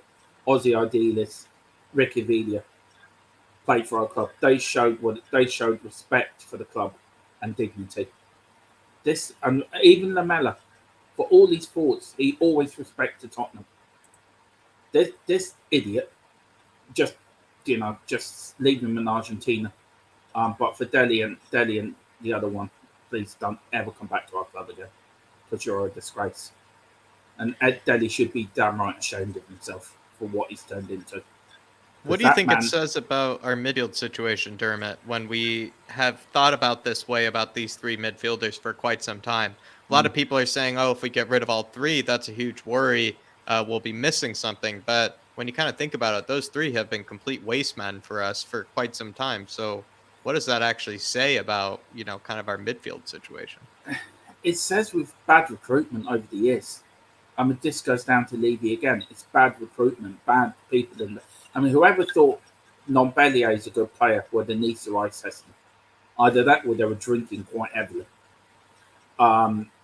Dele, it shows we've got a bad midfield. We don't need them. You got youngsters at the club now could probably do a far better job than what they do. And I think they need to give him a chance. Ollie Skip, he's been a sensation. Bring in Harvey White as well. Give him a chance. We need to give youngsters. Tottenham has always been known to give youngsters a chance. You look at Steve Perriman. You look at all the players that have come through our youth system. Mickey Hazard. There's another example. You look at probably like Paul Miller. All them players that came through our ranks that were proud to put on the shirt. Yeah. The pride. Them players don't care about the shirt. They just care about the paycheck. And I think it's too much money. I think it's too soon, and I think the ambition goes. And I think they don't care if they're player they don't play, they still get paid. And do you know what, Dermot? Look, for me, I blame Steve Hitchin. I also blame Levy. But Levy has obviously been failed by people he's put in place to do the scouting, aka Hitchin and stuff like that. I blame them all as a collective, to be honest with you. But one thing I've been heard banded around that Tottenham maybe have mismanaged these sort of players. That recruitment maybe wasn't poor, but it's been a mismanagement by the club of these players. Would you agree with that, or do you think it's up to the player themselves to make, to adapt to systems to get out there and perform? I think it's a 50-50. I think the players should be, once you get bought to Tottenham, you should be busting your gut to go out there and play for them. But I also think that we've changed our manager so much since Poch left. Yeah. I mean, I'm going to get criticised for this, but we got lucky with Poch. Levy got damn lucky with him. Yeah. We got lucky to reach the Champions League final. A couple of VR decisions goes against us. We wouldn't have got there. And I think Poch had that sort of, oh, don't worry about it attitude. You're okay. Give you a big hug. Where it should have had like the Alex Ferguson approach. There's time for putting the arm around the shoulder, but there's also time to give the hairdryer. And I don't feel Poch was that sort of player. Jose didn't care. I think Jose was past his best anyway. It was just a payday for him. But I think Conte's the one that will. And I think you're seeing that already. You've seen the likes of Dele not being picked. Celso out the squad. Ndombele is training on his own. You've seen the resurgence of Eric Dyer and Ben Davis. He will lay into players. He knows when it's time to put the arm around them, but they also knows the time when to lay into them. And I think that's what's been missing, discipline. There's been no discipline in that club for a long time. And you can blame that on the players. You can blame that on the manager. You can also blame that on the board. Everything comes from the top. Whatever they do comes down. And there's been a lack of discipline in that club for a long time. 100%. But do you not think people that are also employed to do their jobs need to be held accountable if they failed as well, though? Yeah, everyone needs to be held accountable. I mean, say if I worked for you, Dave, right? I worked in construction all my life, right? And you hired me to build a house for you, but I wasn't doing a good enough job. You would sack me and get somebody else to do the job. But also, the buck must stop with the person who's hiring them, and the bucks must stop with Levy. Yes, it's right. The buck stops with Hitchin, with the managers, with the players. But also the buck stops with Levy as well at the end of the day. And I think that's accountability is something we've lost at our club. Yeah. Spot on. Moondog with the super chat says Levy is so tight he had double glazing fitted so the kids couldn't hear the ice cream van, damn it. I agree with that. He probably got the ice cream thing banned knowing him. Honestly, if my old lad done that to me, I'd just be sitting there calling him one miserable fucker. Yeah. I mean, that is good though. That is funny, Moondog. It's brilliant. I mean, I feel sorry for Levy actually in one way. He is a human being at the end of the day, and some of the things I've seen said about him, personally, I think is out of order. Yep. I think they're right to call him out as a chairman and as a condonance of our club. He's not an owner. He's just looking after our great club. But I think the personal side of it, I think that needs to be left well alone. I think there's no room for any of that as well. Spot on. Absolutely spot on. Well said. Anything else you want to talk about, Dermot, before we let you go, my man? Not really. I'm over on the 13th. I can't wait. And so I haven't been to a game since I went with my dad in 2003. Now he's passed away since then. So yeah. I'm looking forward to it. It's going to be a bit emotional for me. It's the first time, but looking forward to it. I will admit I will buy something in the Spurs shop. So Brian Daigle, don't shoot me. But I just want to get something that. What's your excuse? What's your excuse? I have a good one. What's yours? I'm buying myself a late birthday present. It's my birthday on the 5th of February. So my wife, my fiance, bless her, is doing this for me as a birthday present, giving me to Tottenham. So I cannot wait, and I buy myself a little something. No, you're dead right. You're dead right. I will. I will be at the protest as well. I will meet up with the protest and do my bit at the protest as well. But I'll do that before I go into the club shop, so I'm not standing there like some of the model wallies at the beginning. I still cringe when the protest started happening. It was pouring with rain, and they're all dancing in the street with the shoes in the air and the Spurs bags in their hands, and you're thinking, really, seriously to God, really. So big up Brian Daigle. He's took it by the scruff of the neck. Bob Spare as well. I heard he's getting better. Bless him. Come on, Bob. You can beat. You've nearly beaten it. Come on. You'll be on the screen soon, telling us all to piss off. And and big up to Brian and Graham for doing the protesting. Big up, and who knows if we sign anyone, but come on, you Spurs, and you never beat the Irish. I don't care what anyone says.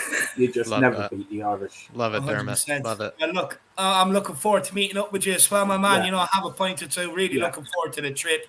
And look, I'm sure you'll be blogging. I'll probably try and do a bit of blogging if I can.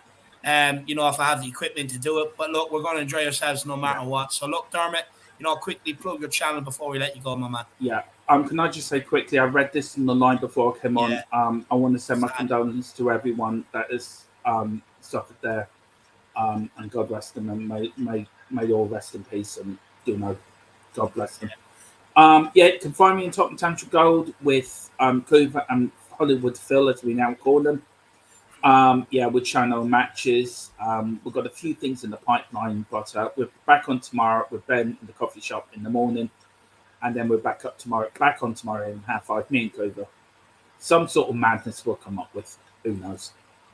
Might even try to get Levy on before the end of the transfer window and grill him, but I don't think he will. But you never know. We try.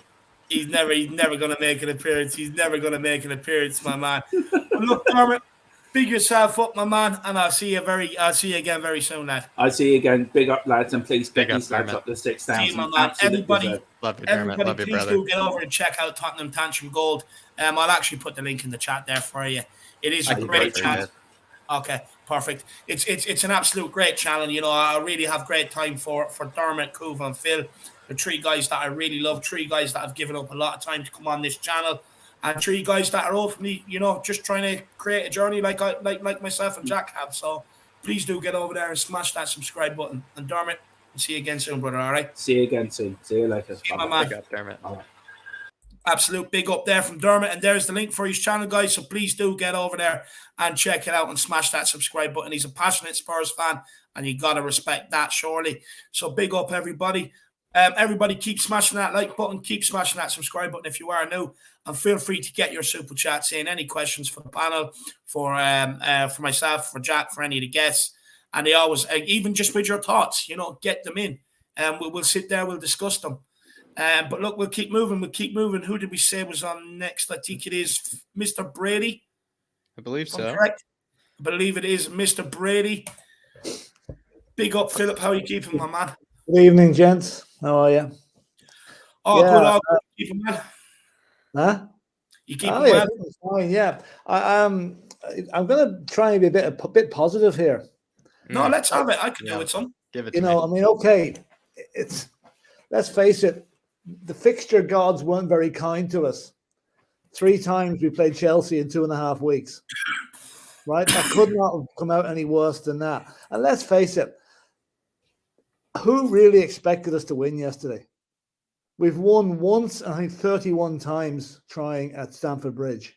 Once in the last 37 in all competition. 37, well, that's even worse. So, I think Conte.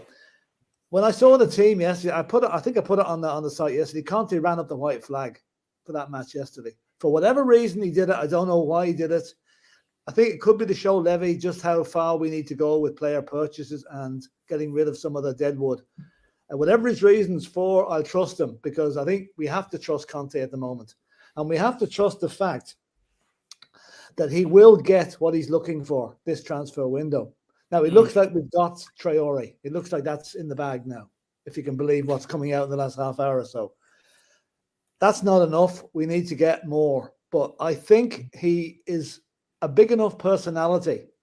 And Levy cannot afford to let Conte walk. For all his, doesn't seem to care much about the team. Levy must care about the team somewhere deep down in his heart, somewhere. He can't be as cold and heartless as we all think he is. So he will try and keep Conte. And if we can get another couple of players in before I'll be surprised if maybe the loan deals, but get a couple of players in where we need them replaced. Get rid of the deadwood. Get rid of Dele Alli. I never want to see that guy's name mentioned again after yesterday. Now, David Jack, I was big hopes for Dele Alli at the start of the season. I thought he'd done the extra training, that he meant business. If he'd rather play TikTok during a London derby while his fellow professionals are out there sweating their guts out trying to get a result, he can go to Newcastle. They're welcome to him, and if they get him, they'll be in the championship next season because he is not a player to go there. Apparently, he said his goodbyes to the staff at Tottenham. Good. I'm delighted to hear it. But I tell you, Newcastle are mad if they go for him. Yeah. Would you go into battle with Dele Alli? Nope.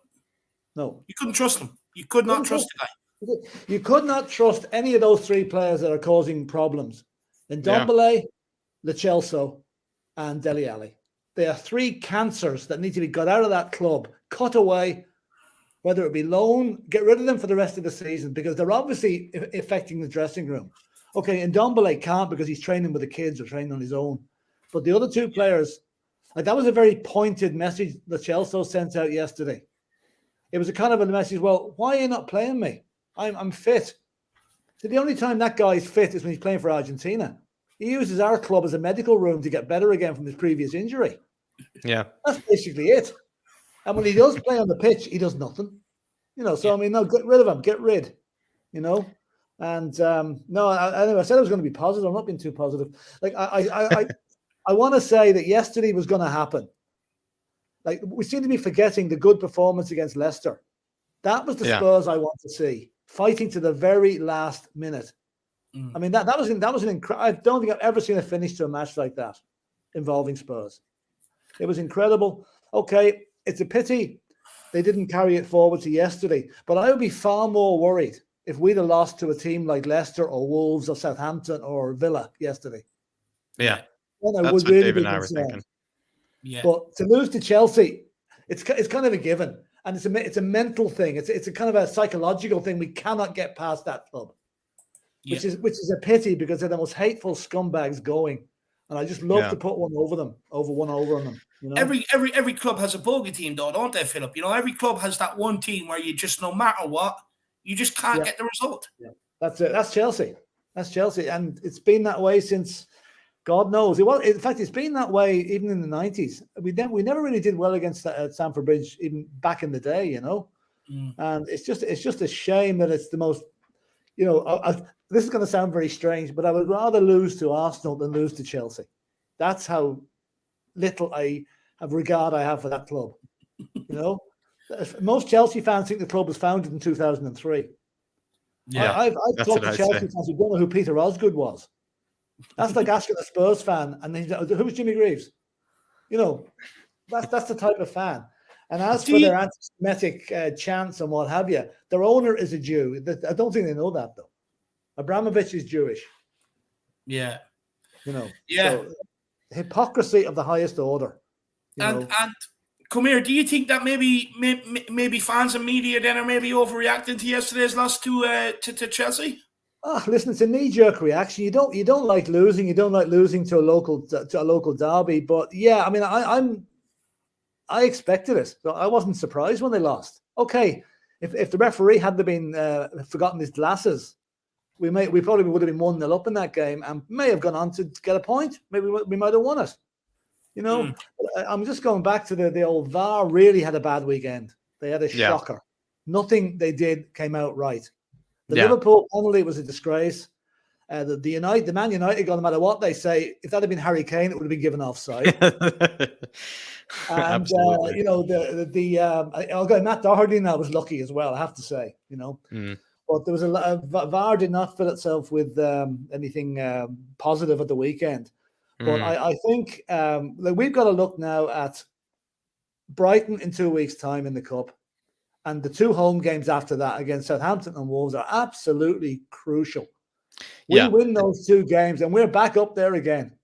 You know, Those are the real measures, those sort of games, I feel like, Philip, about whether we actually are competing for anything. If we are able to get by those nice and easy, kind of no complications, I feel like that would say a lot about this team. Losing away to Stamford Bridge 2-0, I don't know if it really says a lot about maybe this sort of season. I think it just says a lot about our quality of players, but doesn't really say a lot about the season, I think. I think it's a psychological thing with the players. There's a blockage in their mental outlook. We're playing Chelsea. They've beaten us 8-0 in aggregate this season over the 4 games. You know, that's not good. Yeah. And there was 6-0 up before we went into yesterday. When you think about it, so it's very hard to overcome the okay. If it was a vital match, maybe there might have been a different mindset. But I still think Conte, for whatever reason, I think he kind of knew what was going to happen yesterday and picked his team accordingly. So we'll move on from that one. But like the next games are crucial because we will be like, God, I had to laugh. Man United win with a disputed goal in the 94th minute on Wednesday. Suddenly they're shoe in for the top 4. United had 2 shots on target at home against West Ham. Yeah. But the media loves United. So and the goal that was given was offside. It was offside. Of course it was offside. They'll say it wasn't. Offside if Harry Kane. Everything is offside if Harry Kane's is offside. You know, I mean, Harry Kane could be 3 yards onside, but he's offside. You know. Yeah.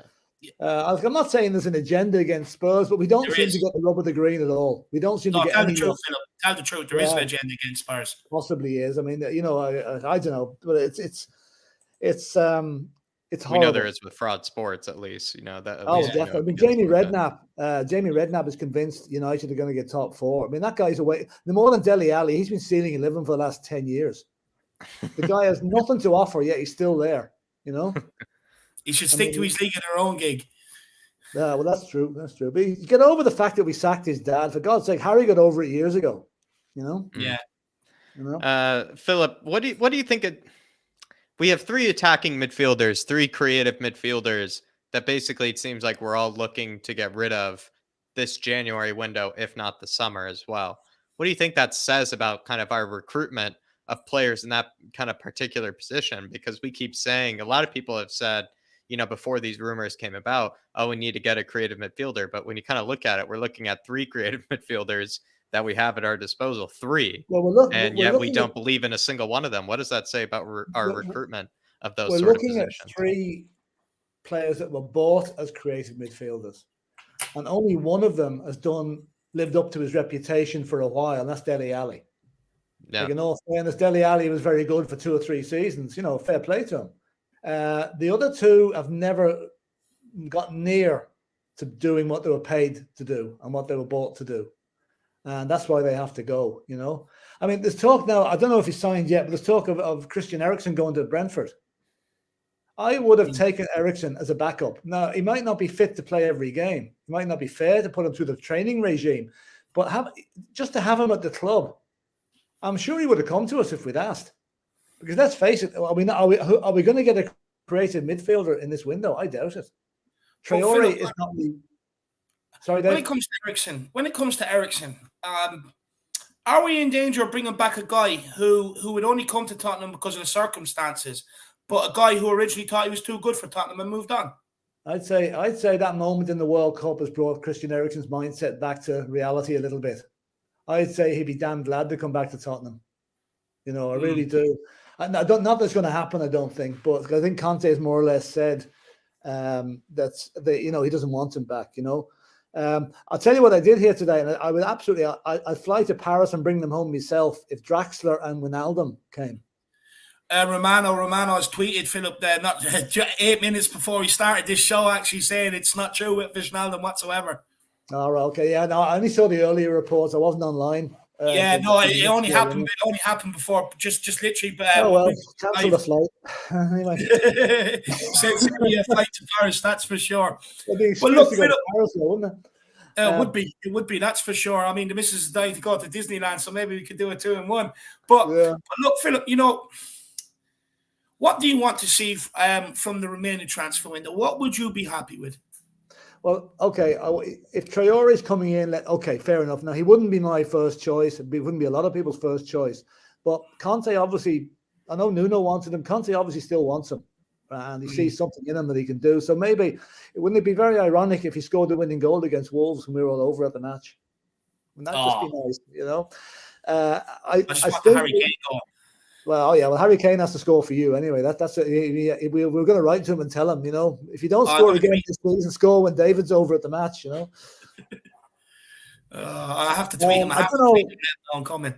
We do need a creative midfielder, but I cannot for the life of me see us getting one. You know, I really don't. Yeah. I see there's mention coming up of some striker coming in from Fiorentina or somewhere. I've never even heard of him before today. Oh, Safran Amrabat or something. Yeah, like we should be looking at players that were instantly recognizable. We're a big enough club. We shouldn't be going. We've bought enough duds over the years. Yeah. Philip, I'll tell you, when I struggle to even remember who that guy is, I think it really says a lot. Actually, I think that's the final barrier. You know, that's if it gets through my filter somehow, you know, then it really says a lot about the player. I'll tell you that. Yeah, I still was scratching my head who that guy was. I think that King Hoddle's point there on the screen is very true. Like, as you know, lads, I've been saying all along, it'll be mainly loan deals, if anything. It's the big signings are going to be in the summer. So I have a feeling if we get Traore in, that might be it for January, and that's going to cause ructions on the 1st of February. Yeah, but really, I don't really care. They'll pass. The only ruction I don't want to see is in the Spurs boardroom with Conte handing in his resignation. Conte must know the money's coming in the summer and he'll stay until then. If things don't happen in the summer, then I expect him to walk. I don't think he'll last much longer. But I don't think he's going to sully his own reputation by walking out in the middle of the January, especially if he was told and agreed that there wouldn't be that much money available this time of the year, you know? And the thing is, what King Hoddle said there is actually true about you know, Conte did say that when accepting the job that there would be limited spending in January. Yeah. That's 100% true. Yeah. But also some of them journalists are also coming out now saying that Conte is getting fed up with it. David, journalists are, to me, they're like parasites, a lot of them. On a slow news day, they'll make up who we make up a story about today. Oh yeah, I know, we haven't done Spurs for a couple of days. Let's make up something for them. I have absolutely I believe transfers when he's standing on Hotspur Way with a shirt in his, holding up the shirt and kissing the badge. I do not believe anything until that actually happens. And the journalists are just making stuff up to keep themselves in a job, as far as I can see. And I'm sorry if there's any journalists on, but 95% of the stuff that they come out with is total bullshit. Yeah. But you know, looking at the situation yourself, Philip, do you think Conte is starting to get frustrated just by looking at it from yourself? He could be frustrated. Okay, if he was given a certain amount of money to spend and he hasn't been able to spend it, that could be frustrating for him. If he as a player, he's identified that he wants in January and he's not able to get him, yes, definitely frustrating. It has to be frustrating working with Levy. You know, it must be like trying to catch Mercury on a spoon, trying to, you know, to tie him down and get him to agree to things. But if we do sign Traore, then that will calm things down a little bit. Not a lot, just a little bit. But I don't expect too much more until the end of the... I'd like to see... Actually, I think what's more important to Spurs at the minute is get rid of the cancers in the club. Get rid of the bad influences in the dressing room. Have a committed squad that's all pulling in the one direction and not playing TikTok during the match. Yeah. No? Yeah, spot on. Philip, anything else you want to talk about? Anything else on your mind? Anything else bugging you? Nah, so no, we've 13 days now for the next match. That's I don't like these international weekends when there's no games on, you know. Do you think maybe a quick question? Do you think Romero for you, does he get straight back into the squad? Yes, straight back into the team. Yeah. Why? I think Tanganga hasn't done himself any favors the last few games. As much as we love him, but I don't think he's, you know, in all fairness, he hasn't done it. Would he go ahead of Sanchez? Sanchez, I would say Sanchez will probably make, if they keep the three at the back, although Ben Davis, can't knock him. You know, I mean, we could end up with a back three of Dyer, Romero, and Davis. Yeah. Quite possible. Although Sanchez, you know, I think Sanchez is probably a more dedicated centre half. He'd be my choice. But Davis has not done anything wrong, really. Not too much anyway. But no, Romero is actually crucial, and the fact that he hasn't gone away to Argentina means that Celso has to go off in the private plane on his own this time. You know. Yeah. And maybe somebody will just divert it to Italy or Spain on the way back and tell him to off you go. You know. I see Martial is signed for Seville now. That'll be fun when he gets with Eric Lamela again. Yeah, Lamela got him sent off. That would be. I feel like Lo Celso, Philip. I feel like he's 4 hours early to the airport before he gets on that plane to Argentina. You know, he just can't wait every single time it comes up. He's counting down the days like a birthday. I hope there's a moving walkway onto the plane, because he'd probably fall and break his ankle going up the stairs. You know. Well, not for Argentina, he won't. I mean, that's probably why he put out the tweet. You know, saying on the way home he'll do it. On the way home he'll do it, not on the way out. yeah, 100%. You know, he'd pick up some sort of mysterious knock during the game, even though he's completed 90 minutes or that. He's, you know. But look, a lot of journalists reporting today. You know, a lot of things about this guy. You know, moody, which probably shows in his performances on the pitch, because you don't know which one you're going to get. Arrogant. I mean, you just don't need players like that around the club. A lot of people reporting on the guy today, and that Conte doesn't like him. He doesn't like Conte. Be interesting to see what happens there. Whether, because we've seen this stuff started with Jose Mourinho. Ultimately, Jose Mourinho was the one that lost his job. So let's see what way this goes.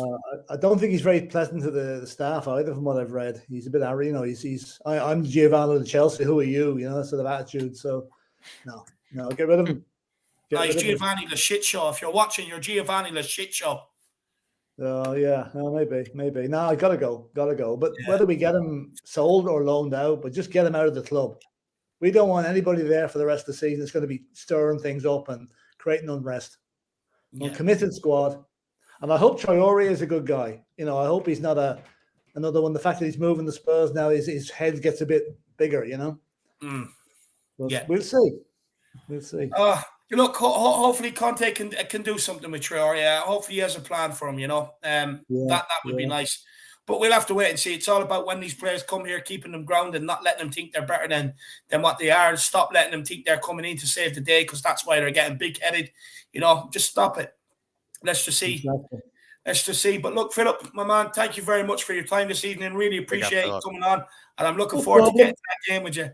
Oh, yeah, looking forward to that. I think we're on the same flight anyway, so that should be fun. Yeah. Well, lads, we'll see you. Catch you, Philip. I'll see you, Philip. West. See you, my man. Absolute legend. The Godfather always comes on, very level-headed approach. You know, always speaks sense. Chris says, David, I want to get it straight. I do not blame Conte for the loss. I blame the players' lack of ability to step up. No, 100%, my man, 100%.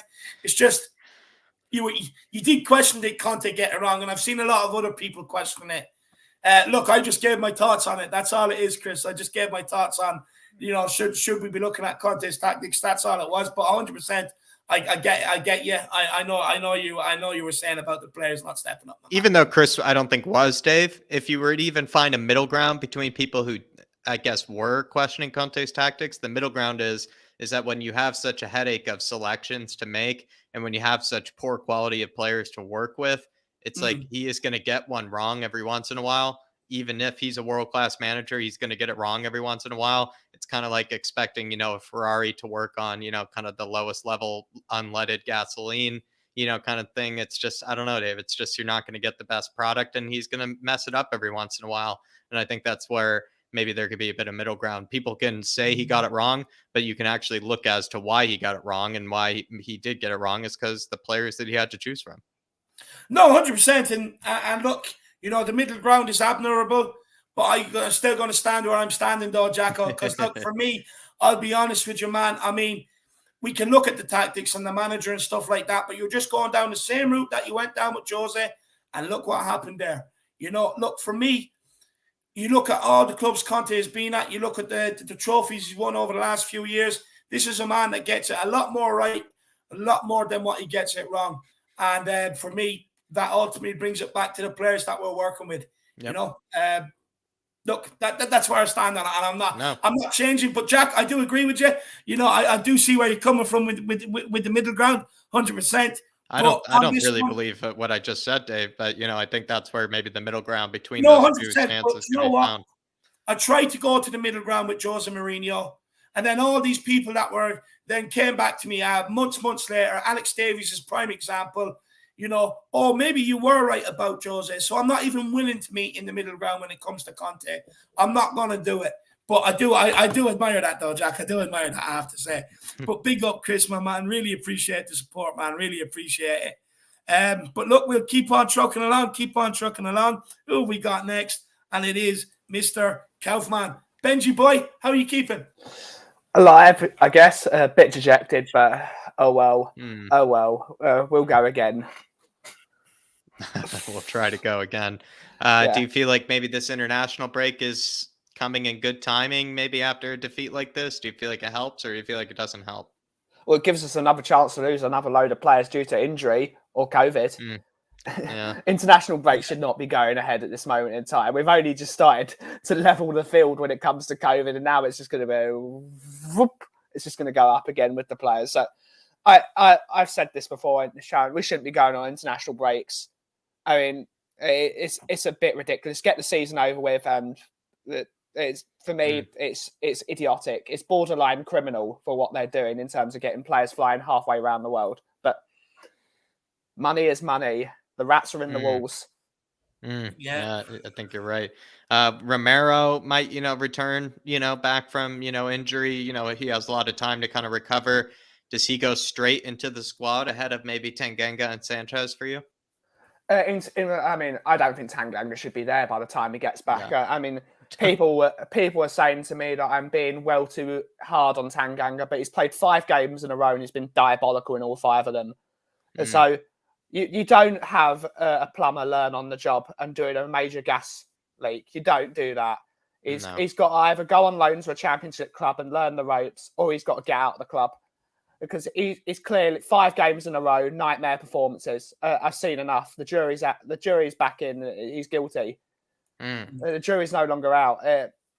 People are going to say again he's been well too hard on him. But 5, you can't question it. He's been poor 5 games in a row. So I don't know what I'd do with Romero. I don't know if I'd put him in straight away. It's a hamstring injury. It's a reoccurring injury. You can't bring him back in straight away. You've got to ease that in 15 minutes at a time, then 30, then 45. You've got to really, otherwise that's going to be another reoccurring injury. I mean, I sort of trust Sanchez at the moment in that right centre-back position. As soon as he goes in the middle, it's a problem. But as that right centre-back, I think he does that role well because he's got the pace to burn. It's whether you rotate Dyer and Romero, because both of them are coming back from injuries. So maybe you can play 45 minutes Dyer, 45 minutes Sanchez. It's whatever, but you've got to ease both those back in.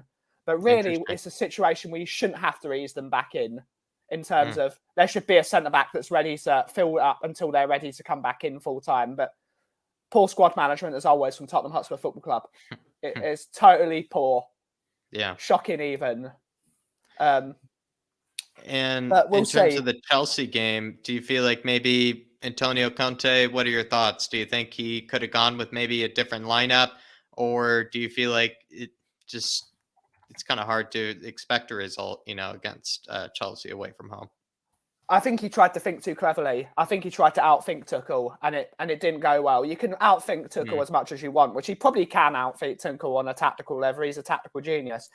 But you can't outthink Tuchel and still have shit tools, and he's been given crap tools for this job. Tanganga, useless. Doherty, useless.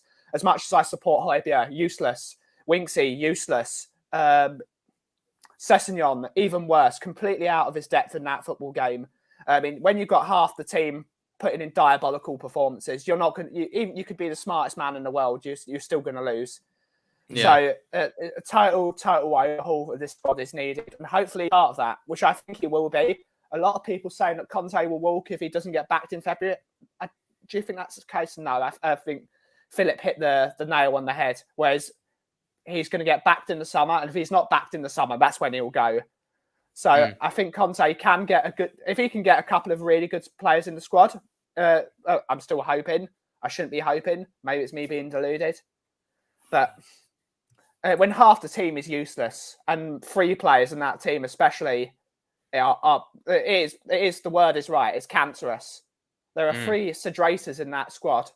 Schmocks, Schmendricks, Meshuggah, whatever word you want to use. There's 28 words. They are useless, beyond useless, and that they need to go. Especially if he made himself look like a monkey. So at least he's saying he is a monkey. I mean, he's useless. Every single one of those players, Dele, useless, absolute clown of a footballer. Clown. I mean, would you be sad to see any of them go, Ben? No, especially Dele. The reason I'm so hard on Dele is because I love that guy as a footballer. He was absolutely brilliant as a footballer. Aggressive, shithousery, this, that. He was everything you expected from a young footballer, and he's let the money, the fame, the fortune, it's all gone to his head. He doesn't want to be a footballer anymore. It's a total joke. Hopefully he goes to Newcastle or whatever team he goes to and he does well, because you never want to see players lose their everything. You want to see players do well, especially if they've done a lot of good for the club. Yeah. But it's time he went. It's best for him. It's best for the club. It's best for everyone. Giovanni Lo Celso is a weird one, because if he thinks he's a top player, he would get along with a top manager. It's just as simple as that. Lo Celso he only cares about playing for Argentina. He uses Tottenham as a stepping stone. So there was a lot of promise with him when he came in, and he's not shown anything. La shit show is the right words for him. Tongi, we don't need to say anything about him. We've seen it all. I mean, what he did. All 3 of them, in my opinion, should be training in the car parking lot. They shouldn't even be allowed through Hotspur Way, in my opinion. But look, this is a thing I've heard say about all 3 of them: Dele, Lo Celso, and Ndombele. There's a player there. I mean, 100% there's a player there, so they wouldn't have made the professional ranks. Yeah, but it doesn't mean that they're still performing for Tottenham Hotspur. You know what I mean? Yeah, there's a player there, but I've also heard excuses about systems, this, that, and the other. The excuse wasn't made for them when they were coming up through the professional ranks and they had to play in different systems. And you know why? Because they were hungry. They wanted to get to be a professional footballer. But somewhere along the line, the money clouds that sort of judgment. They start believing they're people that they're not. They start looking at things, well, I'm not playing in that system. It's not the system I want to play in. Stuff like that. It's not good enough. And I get it. Like, there's a player there in all these players. But at the end of the day, you just, look, I get it. They're a Tottenham Hotspur player. They've signed, they've put on their jersey. You're supposed to adore every player that's here. But me, I back winners. I back players that do it. Players that, and the reason why I back the likes of Kane and Son is because not only they do it, but they do it over a long period. There's a reason why a lot of these players have songs and some of these other players do not. There's a reason why Kane and Son are talked about in a good breath. These players are not. I get there's a player there, but it doesn't mean that if they're not playing for Tottenham Hotspur, ship them on. We can't keep going through this cycle of, oh, well, if another manager came in, maybe he might try something different with him, or we should persist with him because there's a player there. Just the player has to want to perform too. When do we start asking that question? When do we start asking the question to the player? Look, you are a good player. You wouldn't have been a professional footballer, but why aren't you performing? Why do we always put it on the manager, on the people that brought him in? Why don't we actually start asking these questions to these players the questions? That's what we should be doing.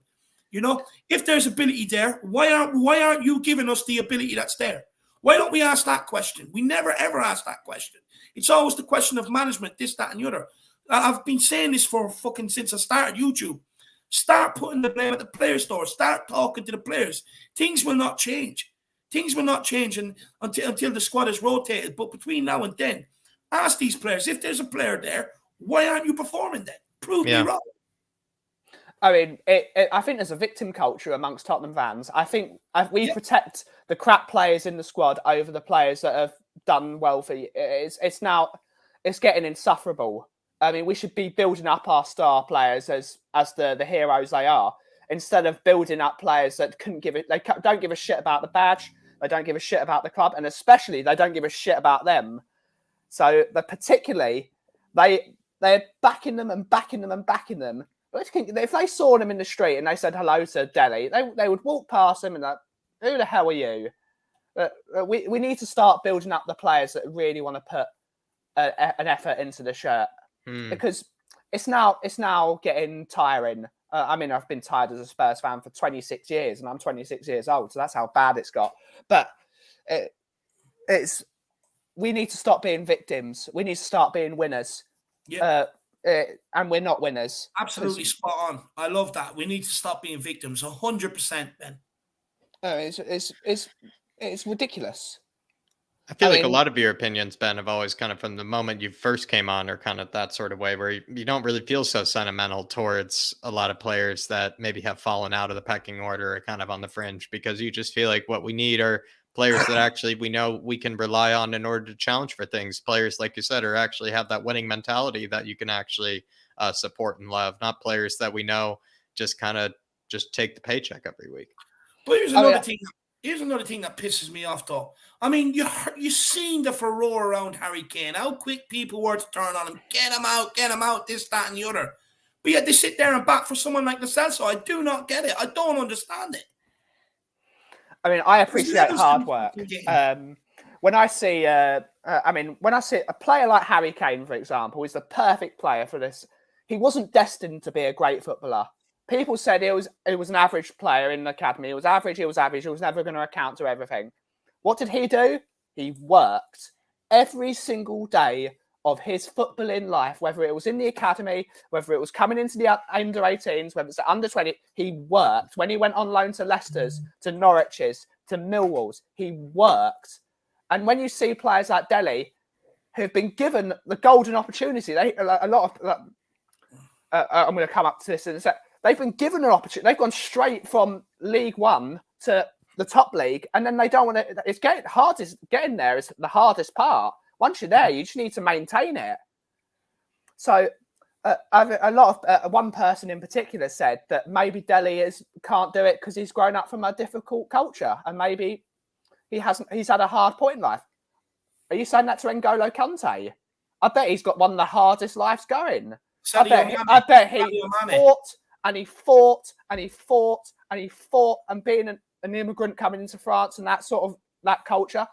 Look at him, most humble guy, drives a smart car, doesn't care, smile on his face, works hard every single. That's the players we need at Tottenham Hotspur Football Club. They don't even have to be as good as N'Golo Conte. All they've got to do, if they've not got the ability but they've got the work ethic, that's all I want at a club. I want the players like the Graham Robertses. I want the players like Dave Mackay. I want players that work. And we've seen too many players that don't work hard, and they don't want to work hard.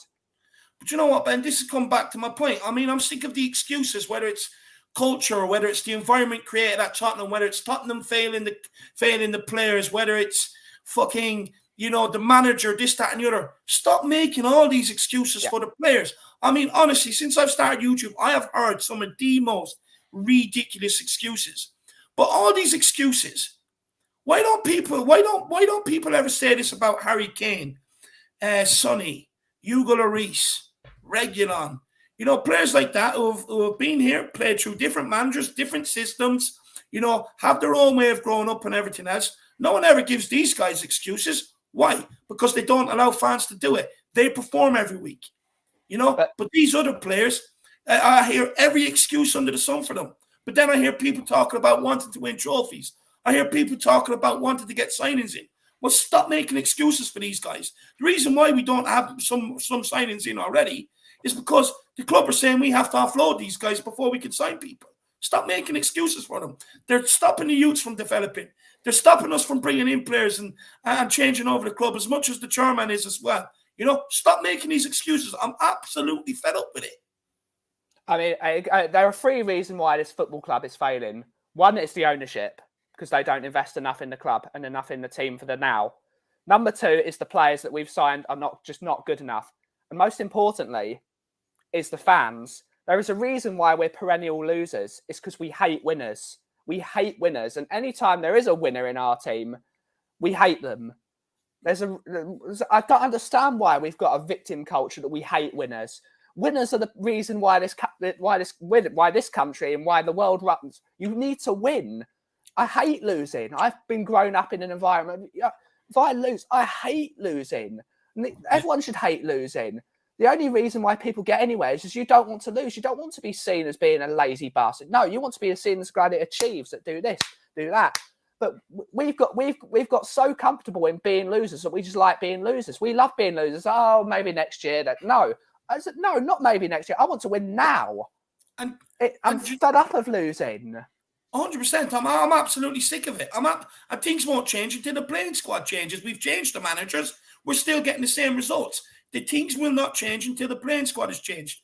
And look, I get it. I'm not expecting these players to come in with the same passion as me or Ben or Jack or whoever else comes. Every Spurs fan, they're not Spurs fans, But I mean, surely winning, drives them to performing. How many of them wants to be winners? Some of them are coming here, settling on the wages. They're happy with the big money, but don't want to do what it takes to be a winner. Yeah. You can still have players playing for the badge if you sign players that are winners, players that want 3 points, players that if they don't get the 3 points, they're pissed off all week, players that can't wait for the next game to put things right. How many of our players are actually pissed off with yesterday's result? How many of them be sitting there all during the week, happy out, going about the business without a care in the world about the result? The thing is, I get they're not fans, but you can still buy players that play for the badge if they have a fucking mentality. It's about being professional. When it's like I get in every day and I try and make a better coffee every time. Every time. That's what you do. You try and improve every single time, and we're too busy resting on our laurels, as they say. I mean, a lot of Tottenham fans are all about, as much as I love Shawnee Boy, the journey and not the destination. I want to get to the destination at some point. I'm fed up of being 26 and everyone taking the piss out of me because we're, again, like the hottest person. We're nearly men. And we love being nearly men because it's like, oh, look at this lovely journey. Fuck the journey. I want to if I want to go to a music shop, I go to a fucking music shop. I don't reminisce on when I was sitting on the Central Line in the rush hour for 24 hours. I want to get to where I want to go to. We need to stop being journeymen. We need to start getting to the destination. Otherwise, we'll just be sitting on the Central Line for 24 hours. Absolutely spot on. Chris says we need players to step up or get out. Simple as that. Yeah. Yep. I mean, we've got too many players that don't step up in this team. I mean, a lot of people say, I'm going to give Winksy some credit because he's been all right the last couple of games. Against Chelsea, he was shocking. But for me, it's that the system doesn't work for him. If he's playing with Højbjerg, that definitely he's got to play in a 3 in midfield so that the 2 in front of him block off and allow him to pass the ball. He does not work in there are systems that work with different players, which is why Winksy's been doing well in a 3-5-2. But these players don't step up, and it's happened time and time again. Even if we got to a final, these players wouldn't turn up. I mean, at least hopefully, if we do get to a final sometime, hopefully Harry Kane will at least be fit for one. But we won't get to a final, so what are we going to do? Yeah. A lot of home truths there, Ben. Honestly, I completely agree with you, especially when it comes to the players. We just need to stop being so sentimental. We just need to start realizing that we just need players that actually want to win something, players that actually want to progress their career, players that actually want to be realistic and actual footballers, ones that don't actually think about other things outside the game, ones that don't really prioritize other parts of life, because we just need ones that actually want to win something. Doesn't even need to be for the badge, just for their own selves, like you kind of brought up earlier. Spot on, my man. And just to add to that, I mean, too many players at Tottenham are enjoying the lifestyle. That's all fine and well when you're winning. You know what I mean? Because you're managing to be able to juggle being a winner plus your lifestyle. I mean, credit to you. But surely when things aren't going right, stop with the TikTok, stop with all the clothing brands and everything else you're doing outside of football and put it right, because it's your income at the end of the day. But because these players know that they can either stay at a club or they'll just wait out until they find a new club, which they will find, and the pay packet keeps coming. There's no desire for them to change their form. There's no hunger there. Even people tell me, like, yeah, footballers, they should be allowed a life outside football. I mean, yeah, 100%. When they've just retired. Have a life outside of football. When they've retired. That's affecting your job.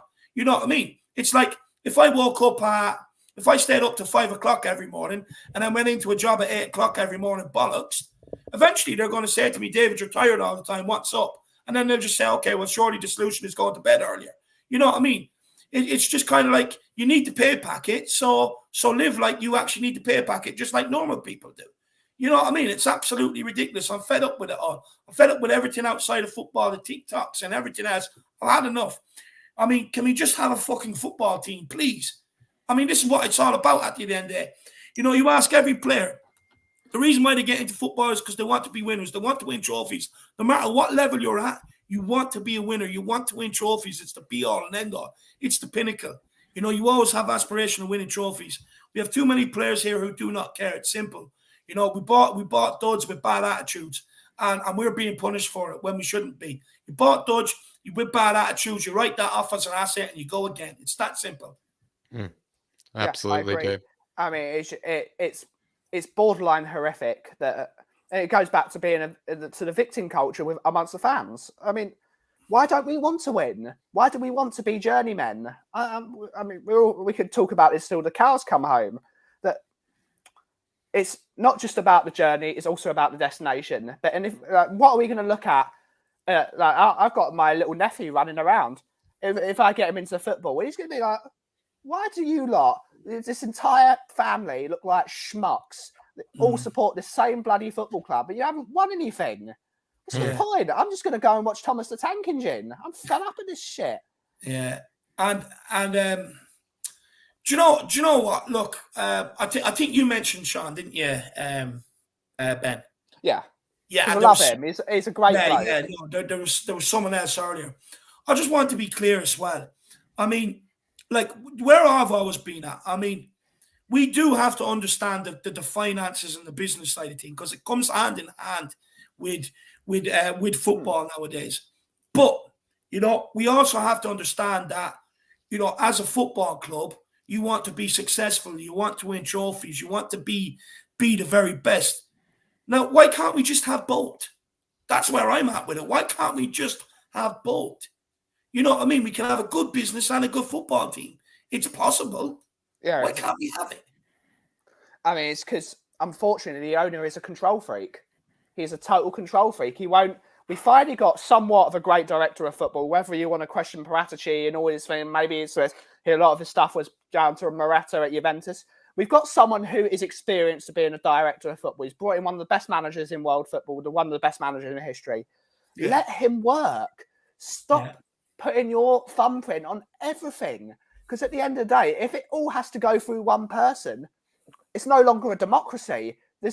If you're going to bring this guy in and pay him a decent wage, because Paratici probably isn't cheap. I don't know how much he's earning a year. Probably, I don't know, £4 million a year, something stupid like that. I don't know what Paratici's wages are. But if he's there and he's earning a living, let him do his job. For God's sake. If he's not doing his job, don't get him in the first place. Do you know what, Ben? A lot of people are going to criticise Paratici. You can already see it come in. You know, is he the Don we thought he was? I mean, all you have to do is look back at the players he got into Juventus on pre-contracts and signings.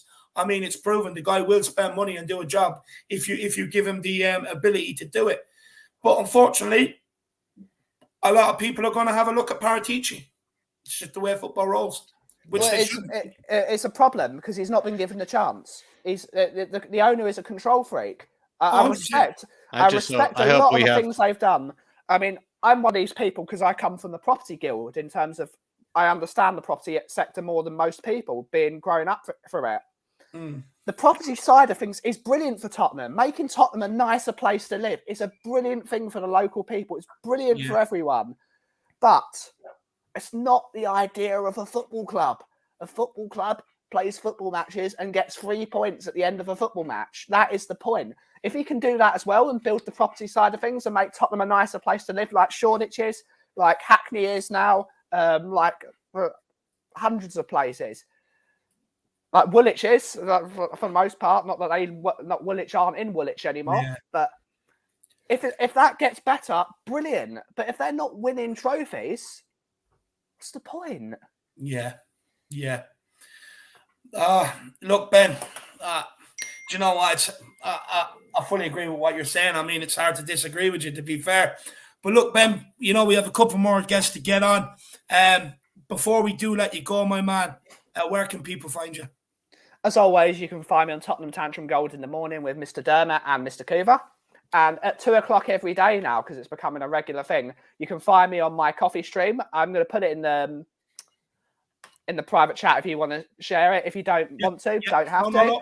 You can find me at 2 o'clock, which is just an afternoon chat.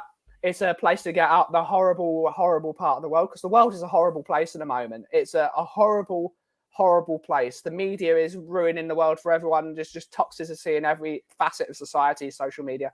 So if you want to go somewhere just to relax, have a chat, drink some coffee, read a newspaper, have a chat with me, feel free to do it. I mean, it's a brilliant place. If you want to chill out, feel free. I mean, you don't have to, but we might learn something about coffee while you're there. No, 100%. I mean, look, I love a good cup of coffee, and when we're over in March, I can't wait to get down there and have a cup of coffee in the coffee shop and that, Ben. But guys, the link is here in the chat. Please do get on it, get over there and support Ben. He is a Spurs fan, and I encourage every Spurs fan to support another Spurs fan in absolutely everything they're doing. I mean, everyone else hates us, so us Spurs fans have to stick together. So please do get over there and check it out. But Ben, absolutely brilliant, my man, and thank you very much. I appreciate your time this evening. Thank you, sirs. Thank you for having me on as always. Big up the Spurs. Cheers, big up, Ben, and hopefully I'll see you on the 13th, my man. See you on the 13th. See you on the 13th, brother. See you on the 13th. Ellie, if you are there, I know you're a keen watcher. Yeah, there she is. I was just worried because she was next. I wasn't sure. Look, we'll bring on Ellie and let her answer the super chat for Tin Man 007. Something different. Let's get the guest to answer the super. Hey, Ellie. Hello. Ellie, love? Yeah, not bad. Sorry about my internet. Sometimes it goes a bit AWOL, a bit like Spurs. It's good. Come here. I have to say, your fan cam made me giggle with being on the cover. I had a good laugh at that. It was much needed last night. But look, why don't you help us answer Tin Man 007 super chat here? He says, apart from Romero, we have a crap defense, very, very average midfield, no creativity, and still relying on Kane as the only striker. All on Levy, I'm afraid. What would you say to Tin Man 007, man? Yeah, I agree with him 100% because Levy's the one who's holding our purse strings, right? And every single transfer he goes in for, he messes up more or less. And the ones he does get over the line are the wrong ones. So he goes for Fernandez, he gets Celso. He brings in Ndombele, doesn't do any homework on him, just buys him out of the blue. Nobody knows about him, really. And then he's a big letdown. There's so much you can take, right? But I'm a Spurs lady. I love Spurs with all my heart. And I was watching the Chelsea performance and I was thinking, all I could think of is, Levy, get him out, get Levy out. I was boiling up to that crescendo where you just throw everything around the room because you're so angry. Because the players are not pulling their weight. There's only 3 players who pulled their weight in that game. And I'm telling you what, even though I don't like him, Doherty put a shift in. He tried. He did try. He's rubbish, but he tried. Right? Let me ask you, Ellie. Do you think you could say the same about the whole squad? Because for me, I actually think they were trying, but for me, it was just purely down to a lack of quality. Because I mean, I've heard some fans say we couldn't get out of our own half, but that was because of our own doing. We tried getting out of our own half. We were in their half. We were in their half a number of times in the second half. But it was the final. It was the passing that completely let us down and gave them back the ball. So it was our own doing. Could you say the same for the whole Spurs squad, though? Not just Doherty, that God loved them, they all tried, but the quality is just not there. Yeah, I agree with you. But against Leicester, it's like we're a Jekyll and Hyde team. We looked awesome against Leicester, didn't we? We looked brilliant. Our passing was crisp. The through passes were brilliant. The effort was brilliant. The energy, the press. We were pressing so well. And against Chelsea, we just laid back off them, which didn't work in 3 previous games. And then we did the same. I'm sure Conte didn't say to them, go out and don't press them. But they're just a bit late. There's certain players in our team that are very lazy. You must Yeah. admit that.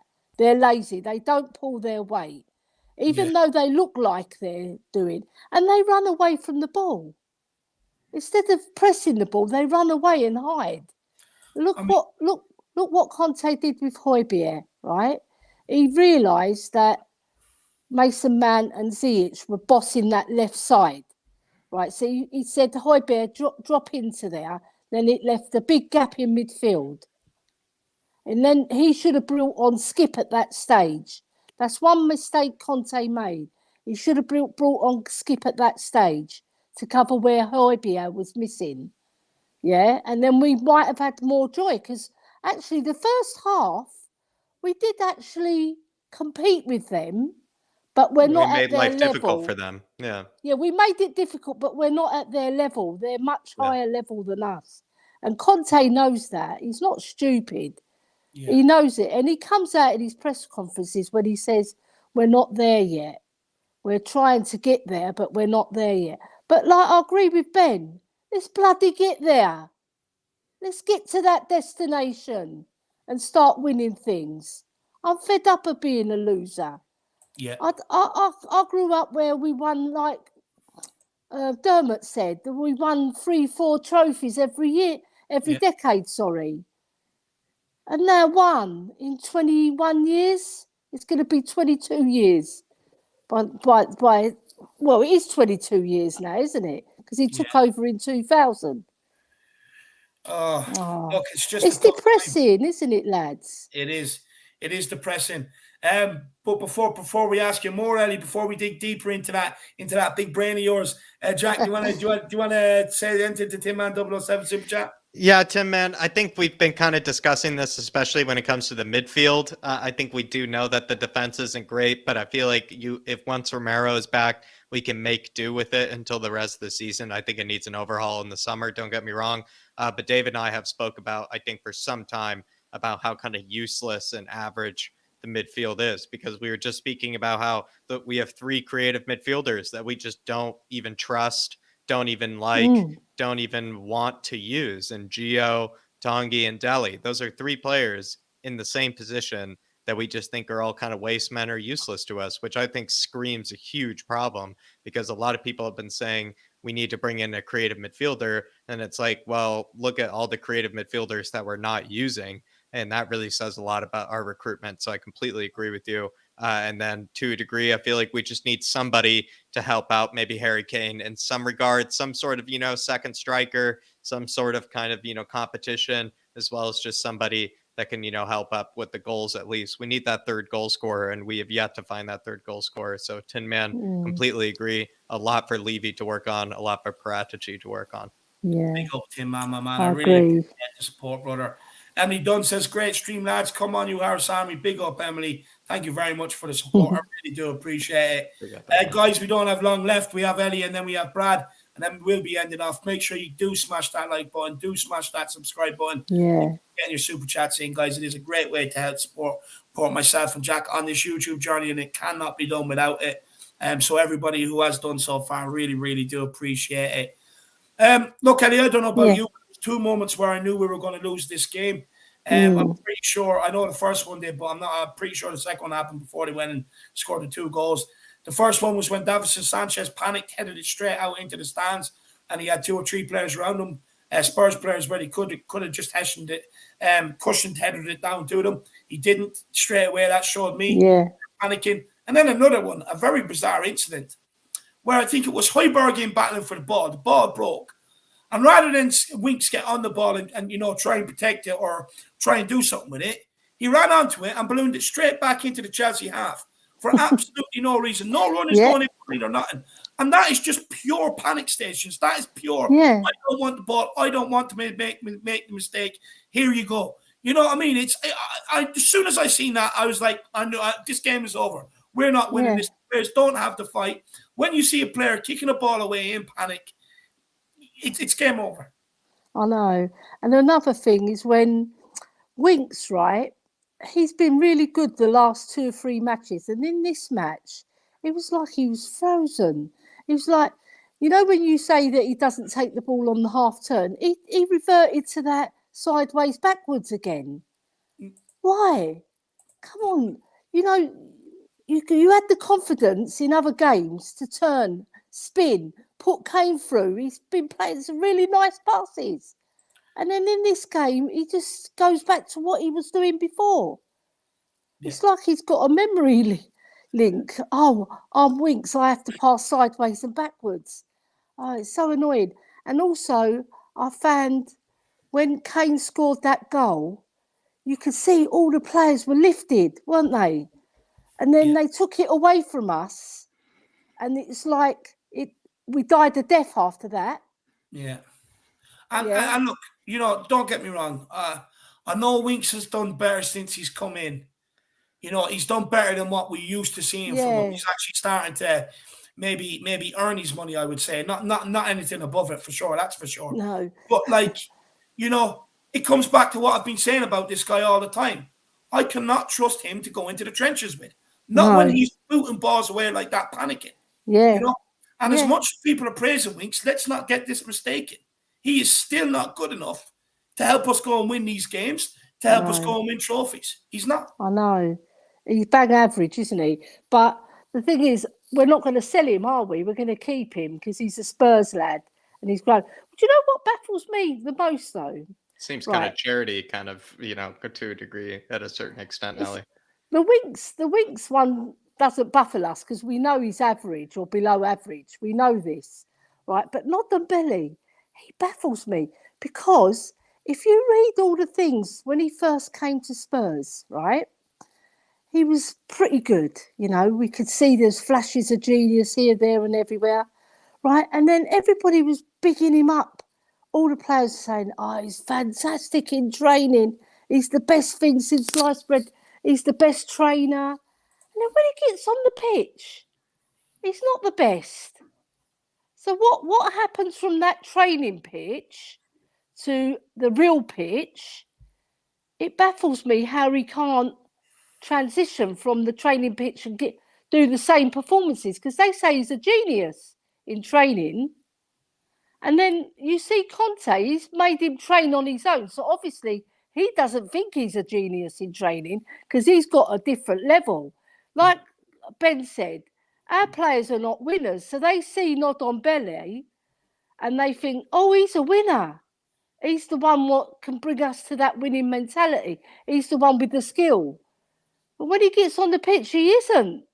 He isn't the one. And this not is on a regular basis, anyway. This is what annoys me. Yeah.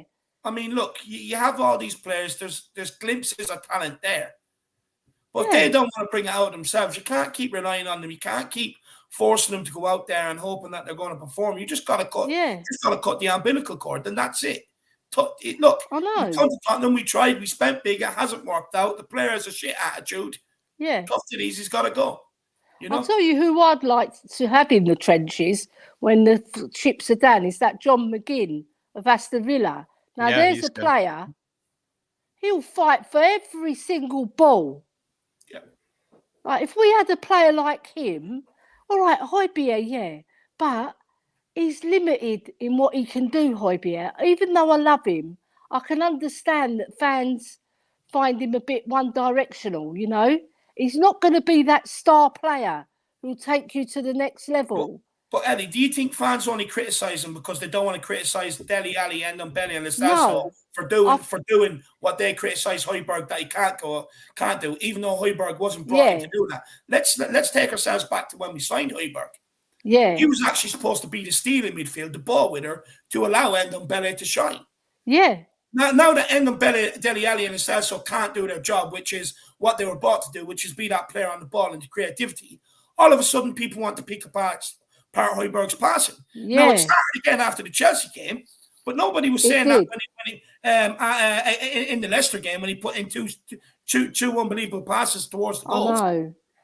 That him and McGinn in midfield and Skip, that's 3 players who would work, and then 1 creative. I don't agree. There was a guy who said we only need 1 defensive midfielder. Not in this day and age, you don't. You need players to knuckle down and get stuck in. But you know what, Ellie? You can't have a midfielder that does only one of those nowadays. Yeah. And this is what I keep saying about the likes of Harry Winks. People say, oh, well, he's not a grafter, he's not a ball winner, he's a passer and stuff like that.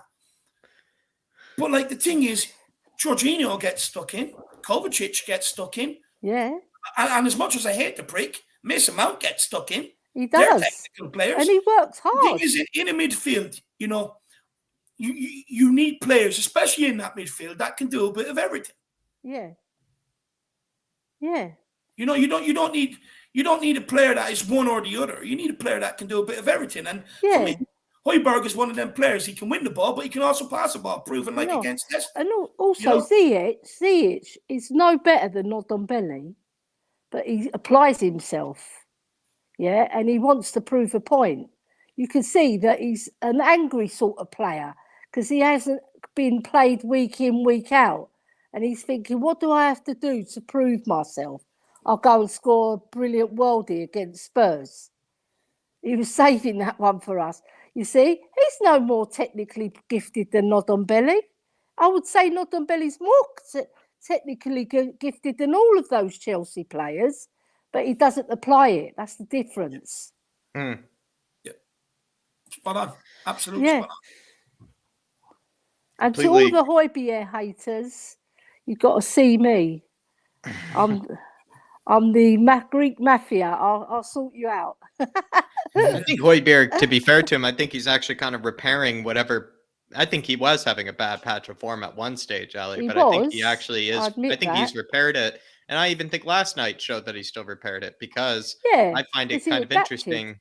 David was speaking about this, but you know, with Harry Winks, we say he only plays well in a 3-5-2, but it seems like we don't really have those sort of excuses for Skip or for Højbjerg. We expect them to play well in whatever system they get put in. But when it comes to Winks, the moment he's in a two-man midfield, we all of a sudden have an excuse for Harry Winks.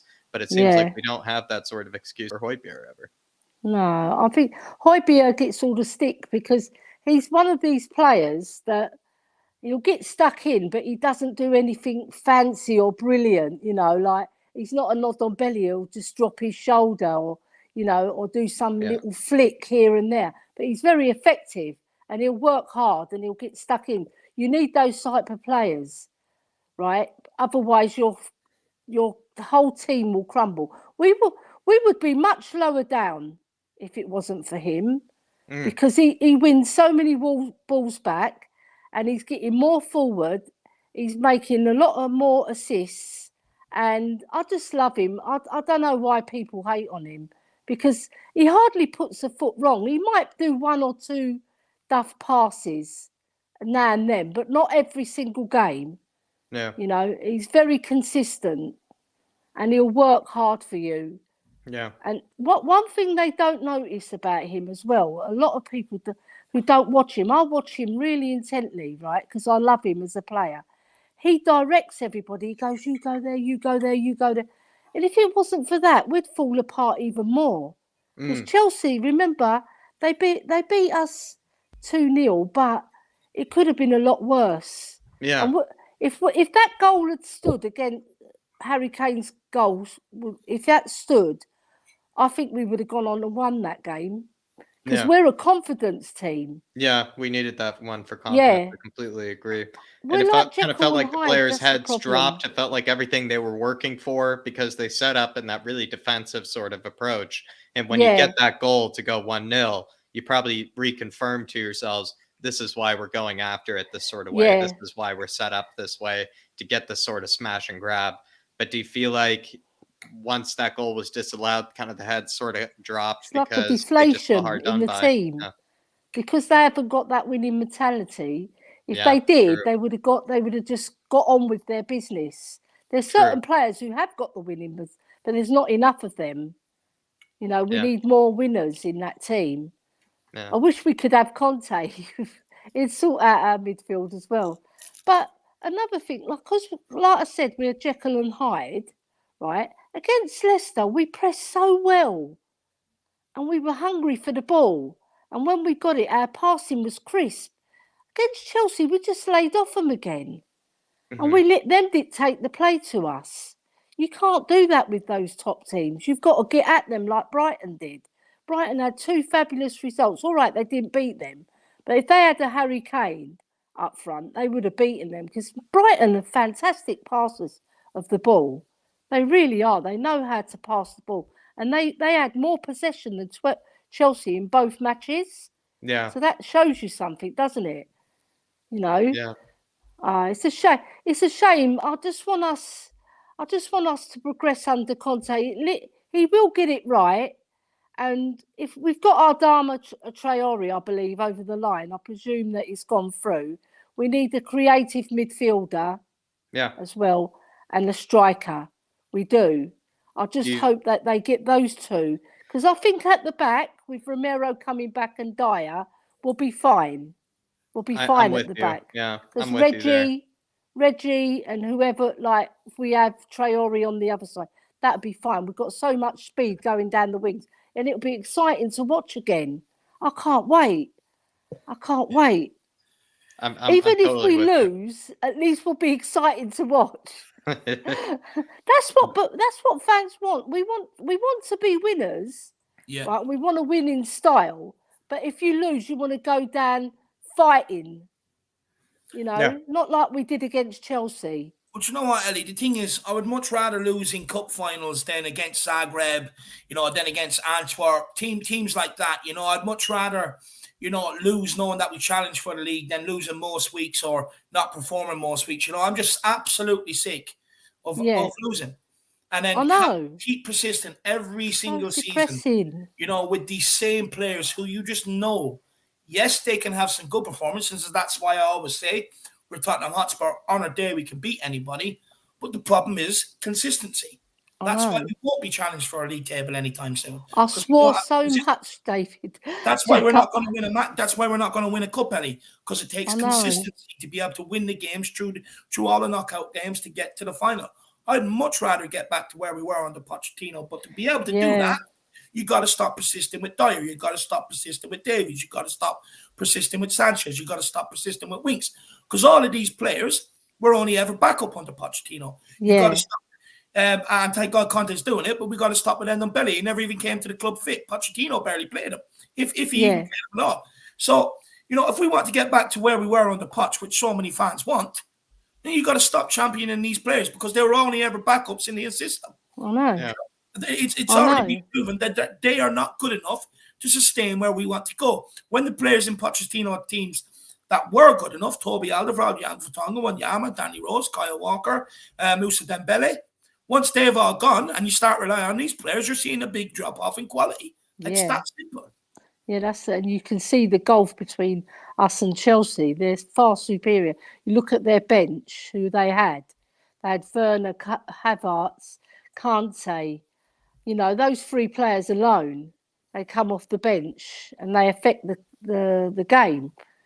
Our players, all right, they're young players. He'll come good eventually. He needs to beef up a bit and, like they said, go on loan because he's got talent, the boy. You can see. Or do you and think his movement is good? Games? Do you think he needs to just think he needs a couple of games? I don't think he's going to get the run of games though, David. Yeah. Because I don't think they think he's physically right for the Premiership yet. That's why they're only bringing him on for 10 minutes here, 5 minutes there. I think they're like a lot of the fans have been saying, put him out on loan to a really good side, even back to Spain, But I would personally not send him back to Spain. I'll keep him in our leagues so that he feels our weather. Because in Spain, it's lovely and sunny. Everybody's chilled out. There's no real pressure. But this is like the hottest league in the world, for pressure. I'm actually going to defend Gil here a little bit because I love him anyway. To be fair, I do love him. I mean, it's very easy to look at him and say, oh, well, he's played the cup games. He hasn't been good enough. But look who he's played the cup games with. The Celso, Ndombele, Matt Doherty, Harry Winks, the list goes on. How do you expect a guy to shine with players who have failed us in so many cup games before, so many games where they shouldn't be losing, you should be walking over teams. The guy hasn't been given a fair crack at the whip. He can't do it all. No. But what I will say to people, in them cup games, he's looked like the most likely to do something before Yeah. he pulled off Højbjerg and Kane off the bench. So we can't actually say he's not good enough. Yeah. Given a good proper run, in my opinion. I went to the Paco de Ferreira site game, Matt. I was watching him very closely as well because I like players who have got something about them, you know. And I was watching him and I was thinking, the boy's got talent. He can weave in and out, right? He's skillful. He can hold the ball well. His movement is fabulous. The way he moves, he's like very smooth, right? And he's very exciting to watch when he gets on the ball. All he needs to beef up like Gareth Bale did, because Gareth Bale came like that, quite scrawny, skinny boy. But you know what, Ellie? You look at Luka Modric, up, and he was fabulous. But you look at Luka Modric; he never beefed up. No, but he wasn't skinny like. He wasn't that slim like that. He still had a little bit of muscle on him. Yeah, he just needs to beef up a little bit more, right? And I think he'll be brilliant for us. He is going to be the one that we're going to have for many, many years, and he's going to be a big, big star. That boy, mark my words. I love him. No, 100%. Look, I'm still going to back him, no matter what people say to me about the guy. Yeah, I'm still always going to be a believer in Gil Messi. Look, for me, yeah.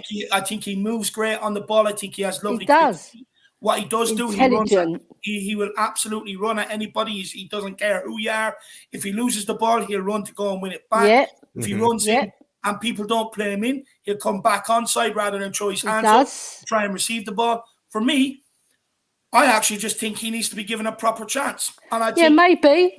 If we had players here at the club who did play in the cup games, who actually cared and wanted to be here and could perform at an acceptable level, I would actually argue that the games he's played in, aka a lot of the cup games, none of them are on his level. That's what I would argue. I think we're all up for him.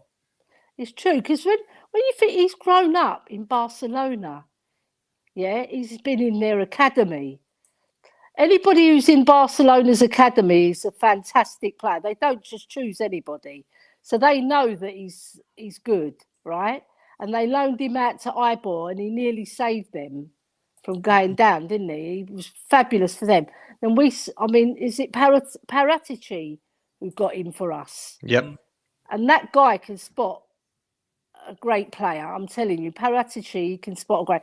Right, he will become fantastic for us.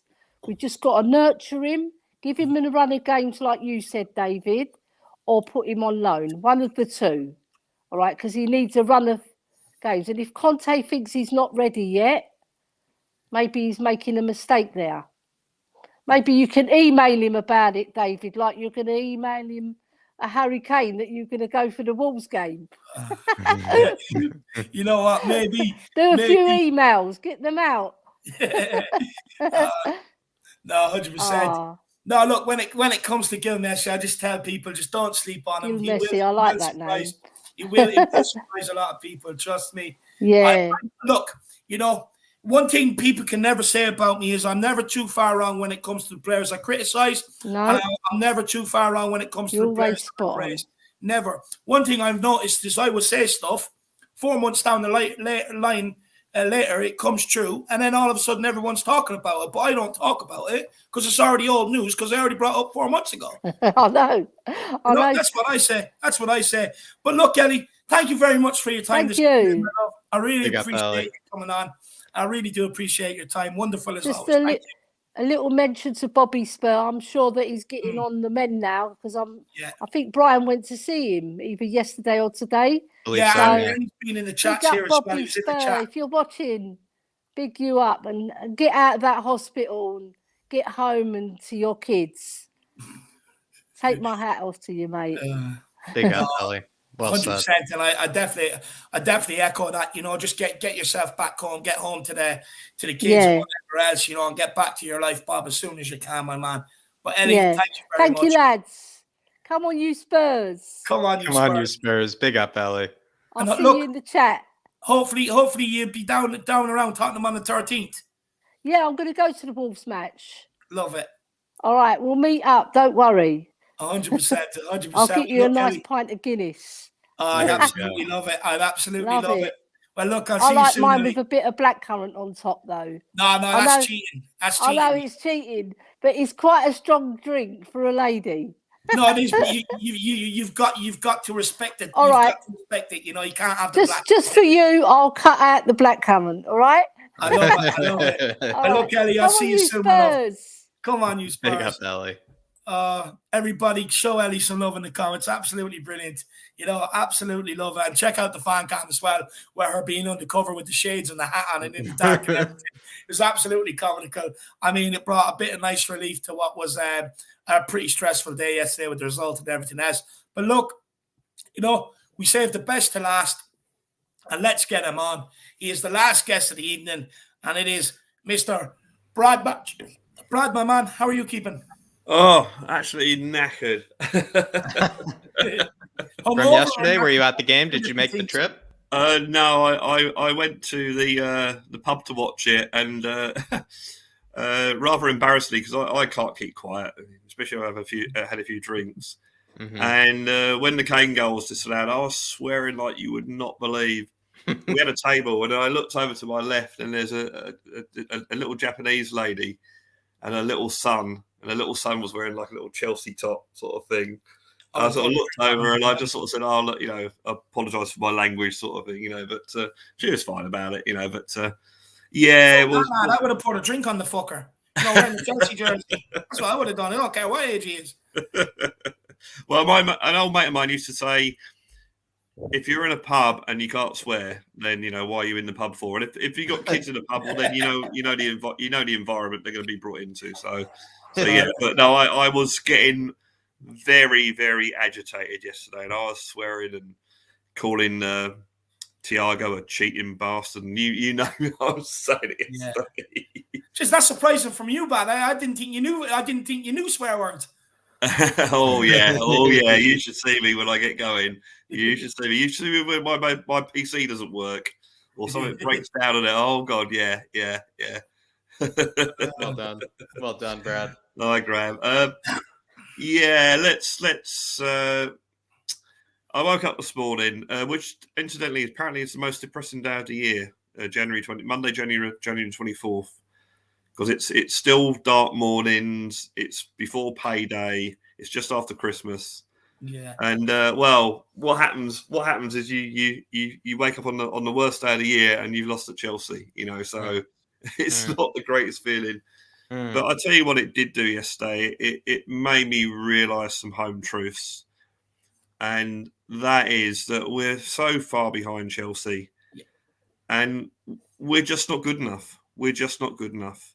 The players we have aren't good enough. I could argue. I could be a really, really optimistic Spurs fan and unrealistic Spurs fan by saying, well, actually, Kane's goal should never have been disallowed. The free kick before Chelsea's second goal should never have been given. We got a 1-1 draw.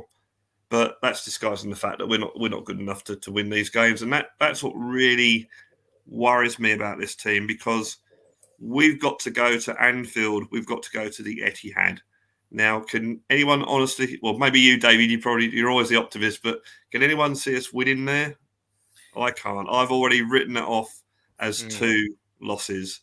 And that effectively is our 2 games in hand. We have a Man United. So I'm looking at the fact that in the last 16 games, we're going to be 2 points behind Man United and possibly 3 points behind Arsenal. We've got to make up those points in the remaining 16 games that we have. We've got to go to Old Trafford. We've got to play Arsenal at home. So I worry about the players. The midfield, we got. Let's be kind. I thought it was a much better performance yesterday, and at half time I was quite pleased. You know, 0-0 would have been better if it'd been 1-0, but I was actually quite pleased. Sorry, Brad. Do you mean much better from the Carabao Cup games? You do? Yeah. Oh, yeah. Yeah, of the 3, would you say of the 3 recently, the 2 Carabao Cup legs and this one, you think this was the best? Yeah, out of all of our performances against Chelsea, maybe the first half at Tottenham in the league game earlier this year or early last year. No, I thought it was an improved performance yesterday, but it still wasn't good enough. And I would have taken a point yesterday. I would have taken a point.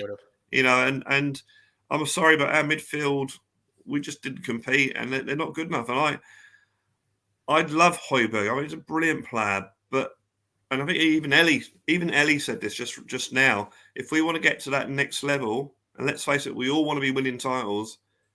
I don't think he's good enough for that to get to that next level. And people like Winks currently, definitely, even though he's put in a lot better recently, no, he's not good enough. I will reserve judgment on Skip because Skip's playing his first full season. He's only 20, so I'll reserve judgment on him. I think Skip's going to be a very good player, but at the moment, we're just not good enough, and it's just very depressing, really. So for you, when you look at that midfield, even for you, including Winks and Højbjerg, and then I would probably assume on your behalf, you throw in Dele, Tanguy, and Gio in there. Those are what, 5 midfielders that for you you don't see us winning titles or winning trophies with. Exactly. And that's a concern. The quicker we get rid of them, the better. I still think that's 5 players in the midfield that we just don't. Yeah. Oh no. Let me rephrase that. Celso, Ndombele, and Dele Alli, I'd get rid of. I'd sell right away out of them. But no, Højbjerg, I do like Højbjerg. He's a very, very good player. And Harry Winks has got, can be a squad player. Skip's a decent player. But yeah, no, I would sell those 3 players if we get the opportunity to, and then use even the money. If we didn't bring anyone in, Brad, would you still sell them? Someone made a point earlier tonight, actually, on another stream I was on, was that you bring players in, then you sell your players. You don't this sell to buy rubbish. It's really no. Get your players in, and then you can sell your players. Yeah. But we're not doing that. And I guess with only a week to go in the window, we probably have got to sell them. But we're still 2 or 3 players short of challenging for top 4, I think, this season. And I think that even if we don't have to be world beaters, just get some extra players in. Some players that haven't got this. We've got a team that are becoming serial losers. There's a guy who tweeted, one of those, Jonathan Bill tweeted today. He says that we've in the top 6 teams, we've had 1 win at Chelsea, 2 at Arsenal, 2 at Liverpool, 3 at Man City, and 4 at Man United. 12 wins in 131 games. And that's just not good enough. Now you could argue that a lot of teams don't win at those grounds either, but no, we want to be challenging for titles and stuff like we did under Pochettino, like we have been doing before. But that's a really, really poor record. The other record that I didn't realise until I read it today. Remember that goal that Sonny scored against Chelsea at Wembley? That brilliant goal he scored? Yeah. That was the last goal we've scored against Chelsea while a Spurs player has scored against Chelsea. We've had an own goal in between, but that's the last time a Spurs player has scored against Chelsea. And that was, 2.5 years ago? So it's very, very frustrating. We've got a manager now who okay, I was bit confused by his team selection yesterday, and the fact that by the very fact he went back to 4-4-2, I was confused by that. But this is one of the best managers in world football. He's done well with Tottenham so far, and so I'm willing to say, he has a reason for doing it. I'm not saying that we're not allowed to criticise him. We are allowed to criticise him, of course we are. But from my point of view, I thought, okay, he's doing it for a reason, and let's see what happens. And unfortunately, it didn't work out. The Kane goal being disallowed probably would have really knocked them about a bit. Yep. Because they'd have gone in at half time thinking, well, even when we do score against Chelsea, they chalk it off. But then again, that's all down to mentality. You come out and you say, right, we're going to do it this time. You come out and you put that to one side. But I don't think the current crop of players, certainly ones that have been there for years and years and years, I don't think they're good enough. I don't think they have that ability at the moment. They're shell shocked, They as a fan, every time I see Stamford Bridge, as a fan, I think, oh God, Stamford Bridge again, So if I'm that, I mean, that's maybe the players are thinking that way. Where do we go? The players shouldn't be thinking that way, though, Brad, because they're the ones that have the ability to do something about it, not us fans. So they shouldn't be thinking that way. Exactly. You're right, David. But the problem is they seem to. As soon as something goes wrong, oh, here we are again. And you're right. What you said about some of the panicking yesterday. You're true. It's true. But that's why you need to replace these players. You need to bring in players that haven't got that baggage anymore. I mean, let's put it. If you put the whole Man City team at Stamford Bridge yesterday and called them Tottenham Hotspur, you know, Yeah. they'd go and win because they wouldn't have that mentality. They've won there before. But our players, or a lot of our players, certainly the ones that have been there for quite a few years, have had that. They've got that baggage, and you just need to get rid of it. But what do you do? I don't know. It's not just for our fans. It's for the likes of Hugo Lloris. It's for the likes of Son. Yeah.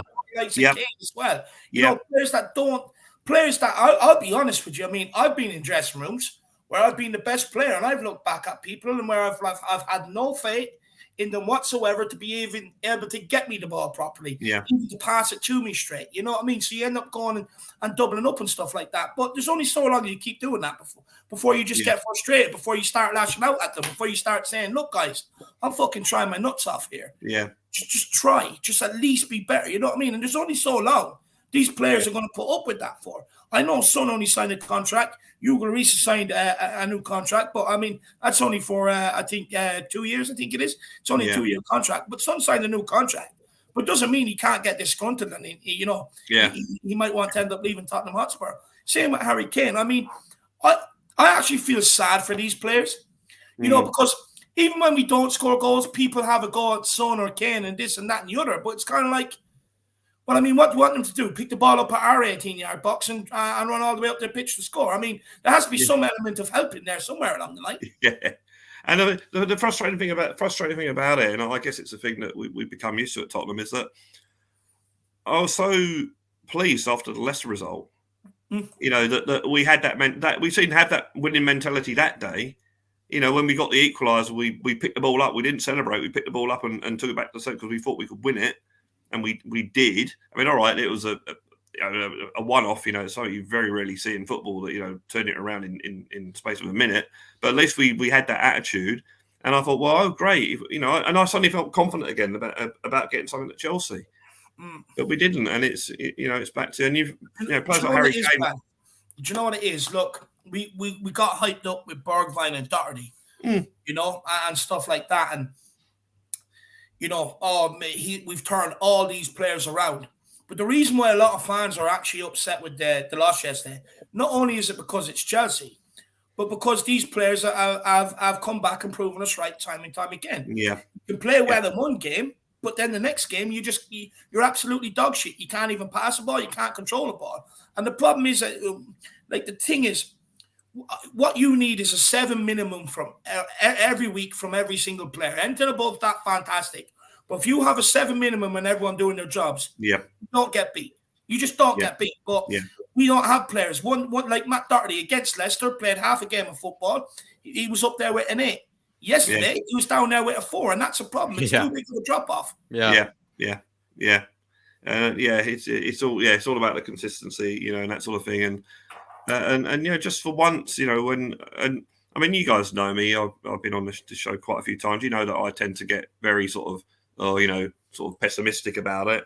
And I'm trying my very, very best not to. And after the Leicester game, I really believe that we can do something at Chelsea. Yeah. Again, they let me down again, and it's just so frustrating. And I think it comes down to we just, you know, the overhaul that we've all been talking about for years and years and years. And now we have this situation where, well, it looks like Traore is over the line, but we still haven't bought anyone, you know. And we need, even though the January window is notoriously difficult, we need to buy some players because we've got to attract players to this club come the summer. If we're going to and I'm not saying that we're going to be training for the title next season, but in the next 2 or 3 seasons, we want to keep Conte and actually challenge for the title for a change. And we're going to, and then the summer window is going to be really, really important. But we ain't going to be able to attract players if we're not playing in Champions League football. And at the moment, I think we're only 2 points above Wolves. I mean, we're 2 points from Man United, but about 2 points above Wolves. So you know, it's on a knife edge. I'm not saying we can't do it, but it's going to be very, very difficult. Do you think Antonio Conte can get Champions League qualification without maybe 2 or 3 signings? Let's say he gets the Adama signing, because I think that's happening. But I'm pretty sure we all know that's not really the signing that was first on our priority list to come into the squad. Do you feel like he could still get top 4 if he got no backing at all, or do you feel like that ruins all chances? I think he could if we have an incredible run of luck, and that means that we can avoid injuries, and that the players that have improved continue to improve and continue to put in. So your Doherty's play more than half of football every week, and your Bergwins play. I mean, Bergwin didn't do too bad yesterday actually, but your Bergwins play like they can every week. Your Harry Winks puts in every week. So if you can get those players doing that, and you can avoid injuries, because we're only one injury away from having Harry Kane out. And even though he had his goal disallowed yesterday, he still put it in. Still scored it. So he's coming back to the form that we're used to seeing him. But again, he's only one injury away from it, and Son's out at the moment. So we'd have to have an incredible run of luck. Which, to be fair, we do need a bit of luck. We haven't had a lot lately, but I think and we've the Conte effect is obviously going to be very, very big. And I guess if you put it into reality, you say, okay, we've had a good run, but we've lost against a very good team. Yeah. So if you look at it in that respect, but we've got to start. We can't keep saying that every time we lose to a decent team. We can't go to Liverpool and say, oh, well, we lost 3-0, but they're a good team. Oh, we lost to Man City, but oh, they're a good team. We've got to go to these grounds and ground up, get results, get a point here and there at these grounds. I'm not expecting us to go to Anfield and win or go to the Etihad and win, but just go there and get a draw. We've all talked about Brighton tonight getting draws at Chelsea, Everton getting draws. We don't seem to be able to do it. You don't have to look at our record, our win-loss draw record. Hardly any draws. It's either a win or either a loss. Yeah. So I think we can do it if we have an incredible run of luck, and the players that have improved continue to improve and continue to put in. And along the line, we've got to have a bit of luck on the field as well with decisions and this sort of thing. Which we haven't really been having lately. But we just have to. And I just think it's just really, really important that we make this top four, that we get Champions League, and we can attract these players. Because if we can attract players, and Conte gets what he wants, and we all know, everyone's been reading what he's been saying. He's obviously told the club what we want. And I don't go for this. I mean, he did say about, I'm the coach, they're giving the players. I don't go for that. I think that, no, when you've got a manager like Conte, then you go with what he wants, not what Paratici or whoever gives him. Say, you're a great coach, coach these. No, you want players that he wants to play in his system. And, but so... you know what? I fully agree with you, Brad. And a lot of people think, even come the summer, Conte won't walk, and that he has said he hasn't been promised massive amounts in January. 100%. But I'm sure he was promised that they'd get help in January. They never maybe promised him, how much to spend, but I'm sure they promised him a couple of players. Look, the way I see it is, Conte came in at a time where every Spurs fan was fearing the worst under Nuno. We were absolutely diabolical. I mean, we couldn't even get a shot on target. It was coming to the point where in my match notes, I was counting the last shot we had on target. That should never ever happen. Now, Conte has come in. He steered what we thought was a sinking ship. He's got better out of some of these players. And he's brought us to a place where we can get top four. Now, if they don't help him out this January transfer window adequately, even though he hasn't been promised, do we still not think that come the summer, if other clubs go to roll the dice on a manager, that they come looking for Conte, that he won't even go if they're in the Champions League and they have more money to give him what he wants to be up to where he wants to go to? I mean, it's all well and good saying Conte took the job on without backing it on. But what are you going to say when he walks because he's going to a club that will back him? Yeah, exactly. No, I personally think he's here for his contract. I think he'll be here. I don't think he'll leave in February. I don't think he'll leave in the summer. But what you just said is a possibility, and one of those sort of situations where I wouldn't fall off my chair if that happened. Put it this way: if for instance, a Borussia Dortmund came calling, a Bayern Munich, say a Manchester United or a Real Madrid or Barcelona, if they get their funds sorted out, come calling, do we honestly think he's going to say, do you know what? You've got some top players there. You've got a lot of money to spend to be able to bring in players that I want, but I'm going to turn it down to manage Davinson Sanchez, Ben Davies, Eric Dyer, Harry Winks, players of that ilk. No way. He's walking. You have to remember, this guy's a fucking winner. He's used to winning. He's going to walk. Exactly. There's a couple of articles in some of the paper. I haven't had a chance to read them today about that. That they have to back. Why would you get this manager if you don't back him? Makes no sense. And as I say, I'm not expecting us to be signing Vlahovic's and all these top players in January, but get him, as you say, get him some help. He's said that many times. We need, I need players now.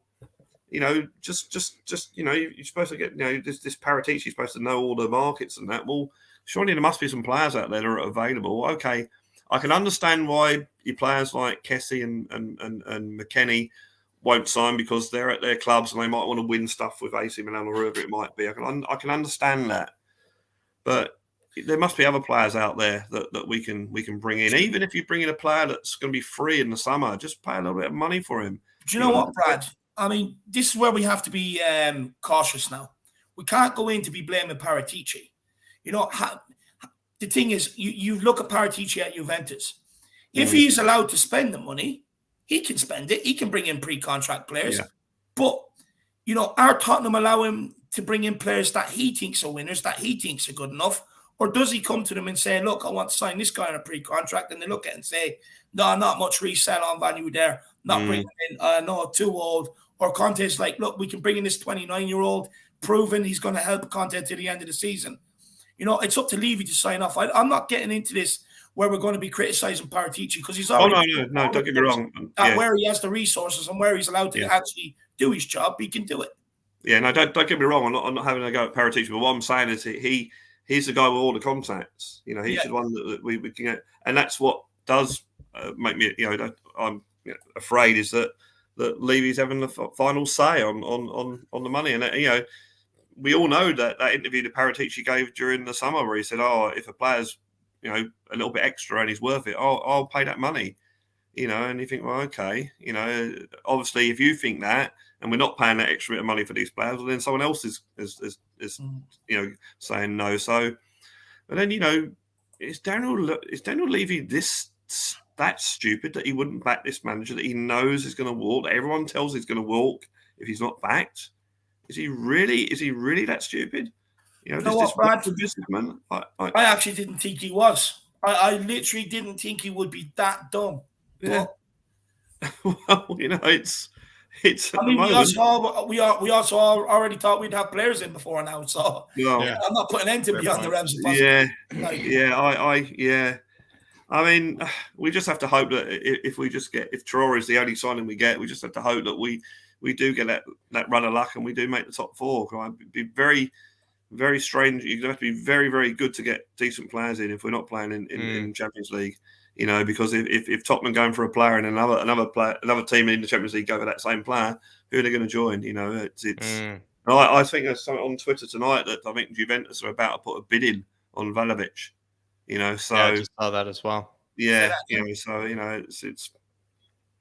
Juventus, Fabrizio Romano just tweeted about Juventus are preparing a bid for Vlahovic, and I believe that's a club he does want to go to. That's the same club I said a couple of days ago when people were worried about him going to Arsenal that I said would sign him. Dave, I don't know, Dave. It's not usually you to be right, 3 days in advance. Usually it's a few months in advance, but I don't know if that one was you. But I just hope that I'd be so happy to come on your show next week and say, wow, I was so wrong last week. We signed all these players, and wow, it's going to be great, and whatever. But I just don't know. It's I'm with you, Brad. And the thing is, we can make top four, but I don't know. I just really, I've been here before. We got to hope. I mean, once Man United, we're just lucky that Man United are so rubbish at the moment that they're not really sort of firing. Top four is I was saying this to Jack earlier, Brad, that if we make top four, it's more a reflection on the league than Tottenham Hotspur being brilliant. It's more a reflection on United being piss poor, Arsenal being piss poor, West Ham, declining in their run. It's more a reflection there.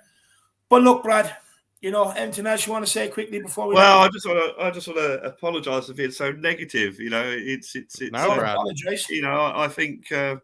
The potential is there, and I hate the word potential, but the potential is there for this club to be very, very good. But certain people have got to have got to do certain things. And if they don't, well, then, as I said before, that's it as far as I'm concerned. If we don't make it work with Conte now, where else do we go?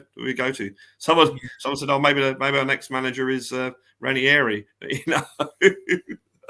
But I guess at least he's won a title, so But this is the thing: do we want to keep going around the merry-go-round? I mean, all you got to do is look at Watford. The proof is in the pudding. What eventually is going to happen. Eventually, we'll have Pep Guardiola in, and we'll still be deciding about whether Pep Guardiola got it wrong, about putting Harry Winks. Yeah, exactly. I mean, that's what it will turn into at a certain stage. I just don't feel like we've reached our ceiling in terms of pedigree of managers that we brought in. And I understand questioning, when he gets it wrong, but you just have to think about it. It's like, are we really mentioning Antonio Conte and Harry Winks in the same sentence? Those two players, those two human beings should not be in the same sentence. We should be talking about Nico Barella, whether he should have played him in this position or that position. We should be talking about world-class players that he should be, getting right or wrong, not whether he's putting Harry Winks in the right position. I mean, that's just something that we should not be talking about. I love you, Jack. Maybe in the next couple of days, we'll suddenly find this big takeovers happened, and we've been taken over by some billionaire. And then we'll buy Vlahovic for 90 million. It'll be like. And then you get me shooken and walking up, Brad, and you'd be told it's time for work. Don't. You know what? I have to tell you this before I go. This is so frustrating being a Tottenham fan.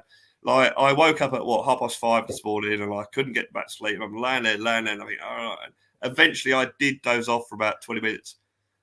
I dreamt we were winning at Chelsea 4-0. And I'm looking at the clock, and it's like 60 minutes. Oh, we can win this. And then I woke up and I thought, oh, it's just a dream. Damn, but it was so realistic. It's the hope that kills you, Brad. It's the hope. It is indeed. But yeah, look, let's everyone enjoy life. I think it's people get too down about things, myself included. I don't. Yeah. Let's try and enjoy life. Let's not try and get uptight about our football club. Completely agree. Yeah, and I look forward to seeing you guys. You in February and you, Jack, in March. I'll be seeing you. That's not far away. It's only about 2 or 3 weeks away. So yeah. I'll definitely be around there for that. Definitely. No, 100%. Beautiful. 100%. Well, look, Brad, thank you very much for your time this evening, my man. I really do appreciate it. No problems. It's been great therapy, so thank you. And they always will click. I can't even talk properly at the moment. Click like and subscribe. Love it. Really appreciate that, really appreciate that, my man. Well, look, Brad, we'll see you again soon, man. Thank you very much. Guys. Come on, you Spurs. Come on, Big you up, Spurs. Come on, Big you up, Spurs. Brad. Big up, Brad. Well, look, guys, there you have it. Another fantastic fan show. I hope everybody liked what all the guests had to come on and say. I thought it's been a very good fan show. But look, thank God now, Jack, I was saying it to you earlier, in a way, I couldn't wait to get the fan show out of the way just because I want to wash my hands with the Chelsea game. I don't want to talk about it anymore from here on out, and look, I think it's very important that there's nothing we could do about it for the next couple of weeks, so we just got to find a bit of happiness in our life until the Premier League comes back around and then go and win the next game. It was a game that we were always up against it, Jack. No, it was a game where we were always up against it, and I feel like it doesn't say anything about the season, that sort of performance and that sort of result. I think it doesn't say anything about our season. I really don't. I think it says a lot about the quality of players that we have at our disposal. I think it says a lot about how the depth of our team is really so bare. I think it says a lot about the difference between us and a team like Chelsea, but I don't think any of those things I just said just now have anything to do with where we might finish at the end of the season. I think Chelsea from the beginning, no matter how poor form they're in, they're still going to get third place. I think it's very obvious that they are going to get third place, and then with Liverpool and Man City finishing above them. So when we've lost to the third place team in such a way, I think to a degree, maybe we could do a bit better, but it's also to be expected. And I think we have to realize that, these sort of performances against teams like that in those situations, they're not a reflection of how the season will go. And so hopefully we can kind of just wipe our hands of it go after it next time against Southampton, especially at home. And we do also have the Brighton, FA Cup fixture, be able to knock Harry Potter out of the competition. Lots of things to be able to look forward to in the future. I would say also everybody as well, during this international break, you don't have to worry about, there not being content in terms of the Spurs community. You definitely will find continuous debates, continuous informative sort of shows and entertaining sort of shows here at the Irish Hotspur, because Dave and I, we try to work almost double time over the international break. We don't really try to take a day off for you guys, because we know everybody wants to still kind of keep thinking about Spurs and keep talking about Spurs and keep kind of discussing, how can we go from here? No, 100%. Look, especially over the transfer window, every evening we're going to go through all the transfer rumors, especially over the last couple of days, tell you what's absolute bollocks, tell you where we're being used for players to get contracts here, there, and stuff like that. It all goes on. It's a big minefield, and hopefully me and Jack can put you at ease over the next couple of days. And hopefully we have a couple of signings to cheer us all up. But look, guys, it's been absolutely brilliant. But before we do go, please get over there and check out the Flat Cap Euro Talk. Jack has every single player covered over there. Every player that you can imagine that Spurs do get linked with. But look, Jack, you're better at plugging it than me, so work away. Yeah, everybody. I actually have 2 shows prepared. I might release them at the same time, maybe just to kind of make up for all the lost time that I've had on the second channel. But I am going to be doing reviews of Diego Carlos, the Sevilla center back, who we've supposedly been taking a look at. I'll be basically talking about whether he would be worth bringing in. I don't want to give any spoilers on my thoughts on him. And then I've also done a huge scout report on Sofiane Amrabat, that Fiorentina midfielder, Moroccan international. I'm doing a review on him. I'll be doing some work on Charles de Ketelaere, that guy from Club Brugge, who we seem to be continually interested in, and I'm very excited about that, as well as some other players that, I feel like we might be taking a look at. Maybe that Angers French, 18-year-old striker I'll have to take a look at. Who knows? But everybody, all the sort of rumors that seem to gain a bit of, kind of traction, all the rumors that seem to be kind of somewhat legitimate as to who Spurs are after. You'll find out what type of players they are for Spurs, what I think of them, what they can offer, whether I think they're good enough, over on the second channel, flatcapeurotalk. 100%, guys. So everybody, please do get over there and check it out. Big push for 1,000 subscribers is on. So please get over there and smash that subscribe button. But look, guys, to sum up the transfer window so far, 2 players from Fiorentina. It started with Vlahovic, and it's ending in Sofiane. What's his name, Jack? What's the name of the guy again? Amrabat. Yeah, actually the younger brother of that Watford guy, Northern Amrabat. Yeah. So look, it started off with Vlahovic and it's ending in Amrabat. That's your transfer window, Spurs fans. Look, thank you everybody for tuning in tonight. Really do appreciate it. Thank you for everybody who has supported the channel with the super chats. You have no idea how much it actually really, really helps myself and Jack on the journey, and how much we really do appreciate ourselves.